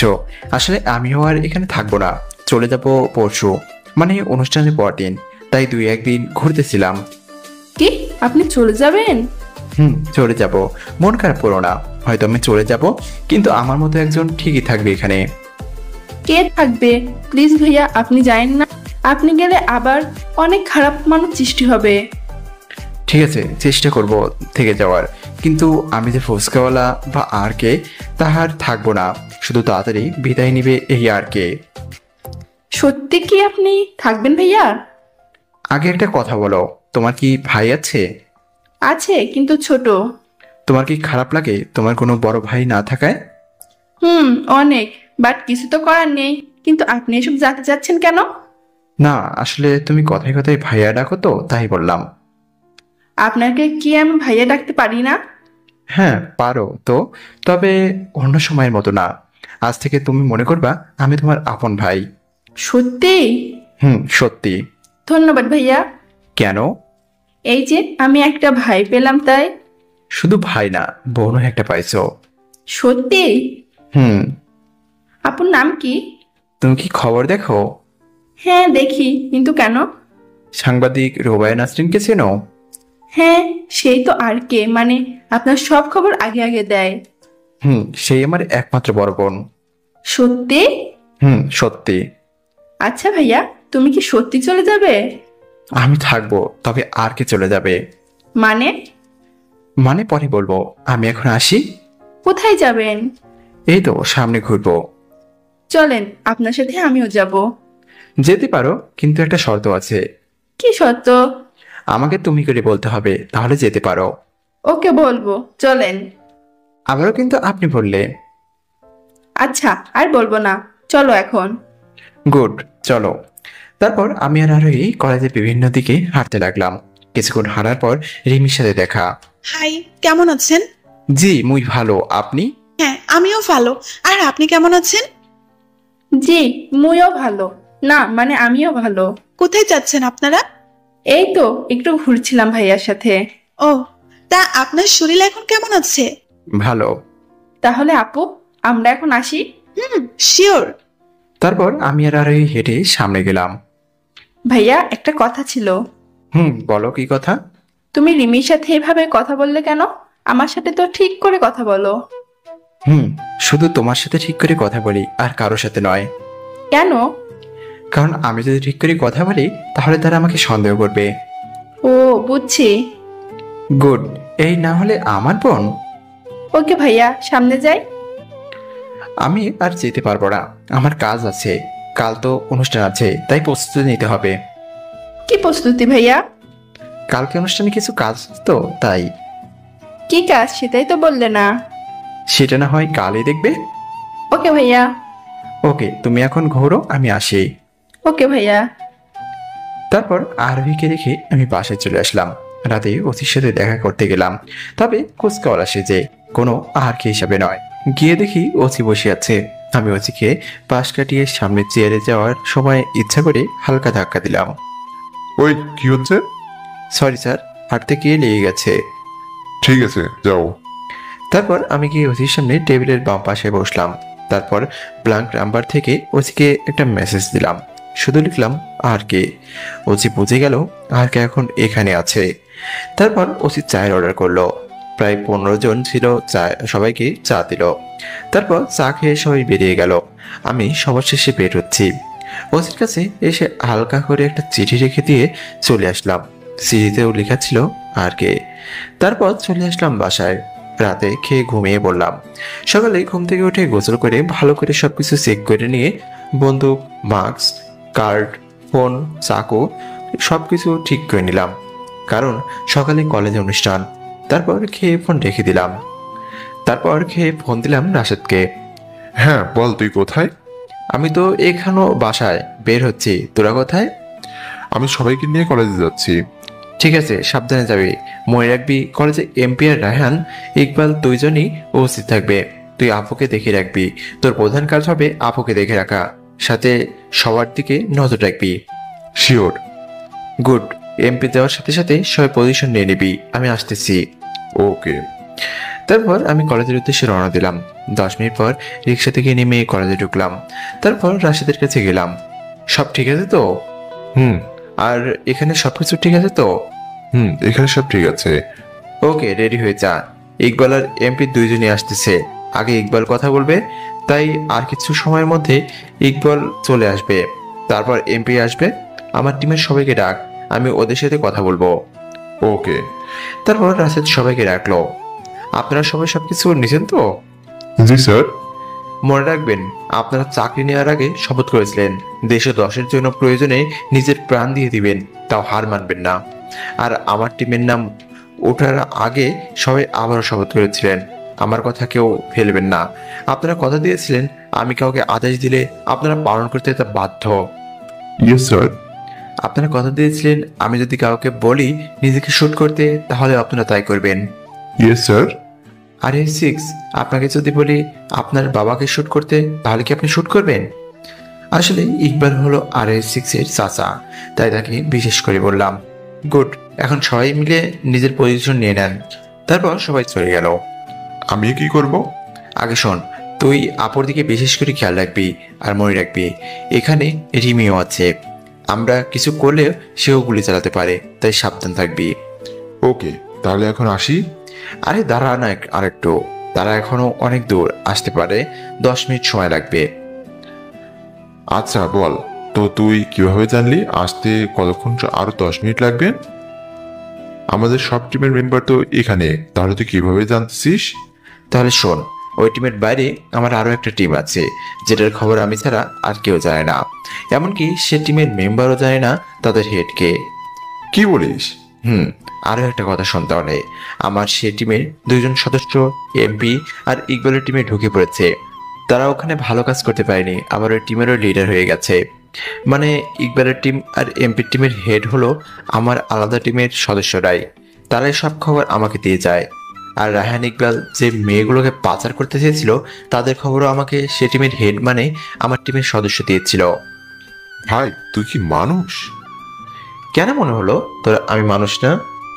তুই যেভাবে আগুন নিয়ে খেলতেছিস তা কি আর কেউ কখনো খেলছিল? আমি জানি না, তুই খুবই মারাত্মক, জানিস? দেশে 10কে বাঁচাতে হলে মারাত্মকই হতে হয়। তাই বলে এত মারাত্মক? এমন না হলে কি আজ টিমের হেড হতে পারতাম? তা ঠিক, কিন্তু এত মারাত্মক? যা, পজিশন নিয়ে নে। মনে রাখবি আপুর যাতে কোনো ক্ষতি না হয়। হ্যাঁ, আর সাধারণ মানুষের দিকে নজর রাখবি। ওকে। যা, এখন ইকবাল এসে গেছে। ওকে। তারপর রাশেদ চলে গেল। আমি পেছনে দাঁড়িয়ে আছি। ইকবাল স্টেজে উঠে ভাষণ শুরু করলো। এমন ভাবে ভাষণ দিচ্ছে যেন কাঁচা ফেরেশতা নেমে আসছে। তার ভাষণ দেওয়ার মাঝখানে রাশেদ আসলো। বল, কি অবস্থা টিমের? সব ঠিক আছে, সবাই রেডি, তোর আদেশ পাওয়ার সাথে সাথে গুলি চলবে। গুড, একটু পর এমপি আসবে, সবাইকে আবার অ্যালার্ট কর। ওকে। তারপর এমপি আসলো। এমপি এসে সোজা স্টেজে উঠে গেল। তারপর মানুষকে পটানোর জন্য ভাষণ দিয়ে দিছে। ভাষণ শুনে মনে হচ্ছে সাক্ষাৎ নারায়ণ নেমে আসছে। আর তার ভাষণের প্রায় শেষের দিকে আমি রাশেদকে ইশারায় বললাম টার্গেট ঠিক করতে। রাশেদ টার্গেট ঠিক করলো। আমি তাকে আরো বললাম সে যেন ইকবালকে টার্গেট করে, আর এমপিকে আমি, আর আর তার টিমের বাকিরা আমার টিমের সদস্যদের টার্গেটে। আমি তারপর ইশারায় আমার টিমের যে 2 জন এমপি আর রায়হান ইকবালের টিমে আছে তাদের ওখান থেকে সরে যেতে বললাম। তারপর তারা ওখান থেকে চলে গেল। আমি আস্তে আস্তে সামনে গিয়ে দাঁড়ালাম। আমি এখন ঠিক এমপির সামনে দাঁড়িয়ে আছি। আমি আস্তে করে পকেট থেকে মাস্ক হাতে নিলাম। তারপর যখন এমপির ভাষণ শেষ হবে মাস্ক পরে নিলাম, যেটা রিমি ঠিক হয়ে দেখে ফেলল। তারপর আমি কোমর থেকে গান বের করে এমপিকে শুট করে দিলাম, সাথে সাথে রাশেদ, রায়হান, ইকবালকেও। আর আমাদের গুলির আওয়াজ শুনে মানুষ এদিক ওদিক পালাচ্ছে। আর বাকি টিম মেম্বাররা এমপি আর রায়হান ইকবালের টিমের সব মেম্বারকে গুলি করে দিল। সবাই সাথে সাথে মাটিতে পড়ে গেল। 2 টিমের মাত্র 2 জন মানুষ বেঁচে আছে, 1 এমপি আর 2 রায়হান ইকবাল। বাকিরা মারা গেছে। এমপি আর রায়হান ইকবালও মাটিতে পড়ে গেছে। তারপর সবাই দৌড়াতে দৌড়াতে চলে গেল। এখন পুরো কলেজ জুড়ে আছি আমি, আমার টিম, আপু, আরোহী আর রিমি আর স্যারেরা। এমপির কাছে গেলাম। কিরে কেমন লাগে যখন সামান্য ক্ষমতার লোভে সাধারণ মানুষকে মেরেছিলি তখন তাদের কি হয়েছিল এবার বোঝ, বলে আরো একটা গুলি করে দিলাম। সাথে সাথে পেছনে আরো একটা গুলির আওয়াজ শুনলাম। পেছনে তাকিয়ে দেখি রাশেদ ইকবালকে গুলি করছে। আমি রাশেদকে বললাম তুই আবারও গুলি করছিস কেন? আসলে আমি গুলি করতে চাইনি, কিন্তু সে তোকে গুলি করতে চেয়েছে, তাই আমি তাকে শুট করলাম। ওকে ধন্যবাদ। কেন? এই যে তুই না থাকলে সে আমাকে শুট করতো তাই। আরে এটা কোনো ব্যাপার না। আচ্ছা সবাইকে নেমে আসতে বল। এখন 2 টিমের সদস্যই সবাই মারা গেছে। হঠাৎ পেছন থেকে কে জানি আমার মাথায় বন্দুক ধরলো। আমি পেছনে তাকিয়ে দেখি রিমি। কি মিস্টেস রিমি, আমাকে ধরতে আসছেন? আমি সবাইকে ইশারায় বললাম যাতে রিমিকে শুট না করে, তাই কেউ শুট করলো না, নয়তো রিমি এতক্ষণে শেষ হয়ে যেত। হ্যাঁ, তোকে ধরতে আসছি। রিমি আপনি না আরকে ভালোবাসেন, তাহলে ধরতে আসছেন মানে? ভালোবাসা? আরে এটা ছিল আমার একটা চাল, যাতে আমি কে ধরতে পারি। মানে? ফুসকাওয়ালা মানে কে তুমি আমি মাস্ক পরার সময় দেখে ফেলছি। এই বলে রিমি আমার মুখ থেকে মাস্ক সরালো। আমি রাশেদকে ইশারায় বললাম সিএমকে ফোন দিতে। তুই কি ভাবছিস আমি তোকে ভালোবাসি? হ্যাঁ আমি তো তাই জানতাম, আর আমিও আপনাকে ভালোবাসি। ভালোবাসা? মনে আছে তুই একজনকে খুন করেছিলি যার নাম ছিল রুবেল? হ্যাঁ মনে আছে, সে ধর্ষণ করেছিল তোফাকে, তাই তাকে মেরে ফেলেছি। আর তোফাও তো রুবেলকে মারার আগে আত্মহত্যা করেছিল। ধর্ষণ? জানিস রুবেল আমার মামা ছিল। তো মামা ছিল, কি হয়েছে? ধর্ষণ করেছি তাই মেরেছি। আর এখন আমি তোকে মেরে দিব। মানে? না না, তোকে মারবো না। তোকে মারলে তো প্রমোশন পাবো না, বরং তোকে জীবিত নিয়ে যাব। আমার প্রমোশনও হয়ে যাবে আর তোকে জেলে তিলে তিলে মেরে ফেলবো। কি বলছো রিমি এইসব তুমি? না আমাকে ভালোবাসতে আমার জন্য বছরের পর বছর অপেক্ষা করলে, তাহলে তুমি সামান্য প্রমোশনের জন্য আমাকে কিভাবে গ্রেফতার করবে? ওটা ছিল তোকে ধরার একটা চাল মাত্র। সত্যি কি আমাকে কখনো ভালোবাসেনি? একদম না, শুধু প্রতিশোধ নিতে সব করেছি। এত অভিনয় করতে পারলে? কখনো ভাবি নাই তুমি আমাকে ঠকাবে। তোমাকে যতটুকু ভালোবাসতাম তার থেকে বেশি ঘৃণা হচ্ছে। ছি, ঘৃণা বা ভালোবাসায় আমার কিচ্ছু যায় আসে না। চল এখন থানায়, নয়তো তোকে এখানে শুট করে দিব। না আমি থানায় যাব না। যদি তুমি শুট করে দাও তাহলে এখানেই মরে যাব, তাও থানায় যাব না। ওকে, তাহলে এখানেই মর। বলে শুট করতে যাবে, তার আগে হেলিকপ্টার চলে আসলো আর রিমির হাতে শুট করে দিল। আমি কিছু করতেছি না, শুধু দাঁড়িয়ে আছি আর চোখের জল ফেলছি। যে মানুষটাকে এত ভালোবাসতাম সে মানুষটা আমাকে এভাবে ঠকালো। রিমি বন্দুক তুলে যখন হেলিকপ্টারে শুট করতে যাবে তার আগে সেখান থেকে বের হয়ে আসলো সেনাবাহিনীর একজন কর্নেল মাসুদ রানা, যাকে সব ডিপার্টমেন্টের লোক চেনে। মাসুদ রানা হেলিকপ্টার থেকে নেমে সোজা আমার কাছে এসে আমাকে স্যালুট মারলো। তা দেখে রিমি অবাক। আরে স্যার, আপনি কি করছেন? একজন পুলিশকে কেন শুট করতেছেন? এই তো সেই খুনি যে কে হয়েছিল। এর আসল নাম হাসান। আপনি কি জানেন সে কে? একজন খুনি। না, সে খুনি নয়। আপনি তো তার পুরো নামটাও জানেন না। তাকে কিভাবে চিনবেন? মানে? এর পুরো নাম হলো রবিউল হাসান। মনে পড়ে 2018 সালের কথা। ইন্ডিয়ান কিছু সৈনিক বাংলাদেশ সাধারণ মানুষের মতো করে এসে বাংলাদেশের 3টা যুদ্ধ বিমান চুরি করে নিয়ে যাচ্ছিল। বিমানগুলো তো একজন মেজরকে তাদের হাত থেকে রক্ষা করেছিল। হ্যাঁ, আরো একটা কথা কি মনে আছে, বাংলাদেশ থেকে 4-5 বছর আগে একটা পারমাণবিক বোমা চুরি করেছিল মিয়ানমার? মনে আছে? জানেন সেই বোমাটা কে তাদের থেকে আবার কিনে আনছিল? কে? সেও সেই মেজরটা। জানেন সেই মেজরটা কে? তার কথা তো গোপন রেখেছিল। আর গোপন রাখবো না, সেই মেজরটা আর কেউ নয়, বরং রবিউল হাসান ছিল। কি? আমার দিকে হাত দেখিয়ে বলল, শুধু সেটা নয়, কয়েক মাস আগে যে বাংলাদেশের মাফিয়াদের বিরুদ্ধে বাংলাদেশের পুলিশ যুদ্ধ করেছিল, সেখানে পুলিশ ছিল মাত্র 2 জন, বাকি সবাই ছিল আর কে ওরফে রবিউল হাসান দলের এজেন্ট। মানে? হ্যাঁ, এটাই সত্য। স্যারকে দেশের খারাপ মানুষগুলোকে শেষ করার জন্য স্পেশাল পাওয়ার দেওয়া হয়েছে। শুধু সেটা নয়, স্যার এখন বিরোধ নয়, স্যার আমার সিনিয়র। স্যার চাইলে যে কোনো সেনাবাহিনীর লোককে শুট করতে পারে। স্যার কাউকে জবাব দিতে বাধ্য নয়, এমনকি চাইলে যে কোনো বাহিনীর লোককে বরখাস্ত করতে পারে। কি বলছেন আপনি? হ্যাঁ, এটাই সত্যি। আর স্যারকে এই পাওয়ার সিএম নিজে দিয়েছে। একটু আগে সিএম আমাকে ফোন দিয়ে এখানে আসতে বলেছে, তাই আসলাম। আর জানেন স্যারের এখন যে চেহারা আছে সেটা তার আসল চেহারা নয়, প্লাস্টিক সার্জারি এটা। স্যারের আসল চেহারা তো প্লাস্টিক সার্জারি সরালে দেখা যাবে। মাস্টার সাহেব। জি স্যার। রাশিদ মাসুদ রানার সিনিয়র। যে ভালোবাসা বলছি না, তাকে আর কি বোঝাবেন? সামান্য প্রমোশনের লোভে যে ভালোবাসার অভিনয় করতে পারে, আমার তো মনে হয় না সে কি আদৌ ভালোবেসেছিল। বলে রাশিদ আমার কাছ থেকে এসে আমার মুখের প্লাস্টিক সার্জারি তুলে নিল। বাস্তবে এভাবে কারো প্লাস্টিক সার্জারি তোলা যায় না, এটা শুধু গল্পের ক্ষেত্রে সম্ভব। এটাই হলো তার আসল চেহারা। স্যার, ওনাকে কি গ্রেপ্তার করব? রিমির দিকে তাকিয়ে বলল, না তার দরকার নেই। আমি হেঁটে রিমির সামনে গেলাম, তারপর বললাম, রিমি আমি সত্যি তোমাকে ভালোবাসতাম, কিন্তু তুমি এমনটা করবে ভাবিনি। চাইলে আমি তোমাকে এখনই বরখাস্ত করতে পারি, কিন্তু আমি তা করব না, কারণ আমি সত্যি তোমাকে ভালোবাসতাম। সরি। থাক, আর সরি বলতে হবে না। আজকে চলে যাব আমি এই মিথ্যা অভিনয়ের শহর থেকে। ভালো থেকো, আর আন্টিকে আমার পরিচয়টা দিয়ে দিও। আসি, আল্লাহ হাফেজ। তারপর চলে আসলাম ভাঙা বাসায় নয়, সোজা নিজের মায়ের বাসায়। পরের দিন সিএম নিজ হাতে আমাকে পুরস্কৃত করেছেন, সাথে 1 মাসের ছুটিও। তারপর মা আর আপুকে নিয়ে চলে আসলাম গ্রামের বাসায়। চলে আসলাম মিথ্যা ভালোবাসার শহর থেকে। ভালো থাকুক তারা, যারা নিজের স্বার্থের জন্য মানুষকে ব্যবহার করে আর স্বার্থ শেষ হয়ে গেলে মানুষকে দূরে টেনে দেয়। হাই বন্ধুরা, গল্পটা কেমন লাগলো অবশ্যই কমেন্ট করে জানাবেন। আর যারা এখনো চ্যানেলটিকে সাবস্ক্রাইব করেনি তারা অবশ্যই চ্যানেলটি সাবস্ক্রাইব করে রাখুন।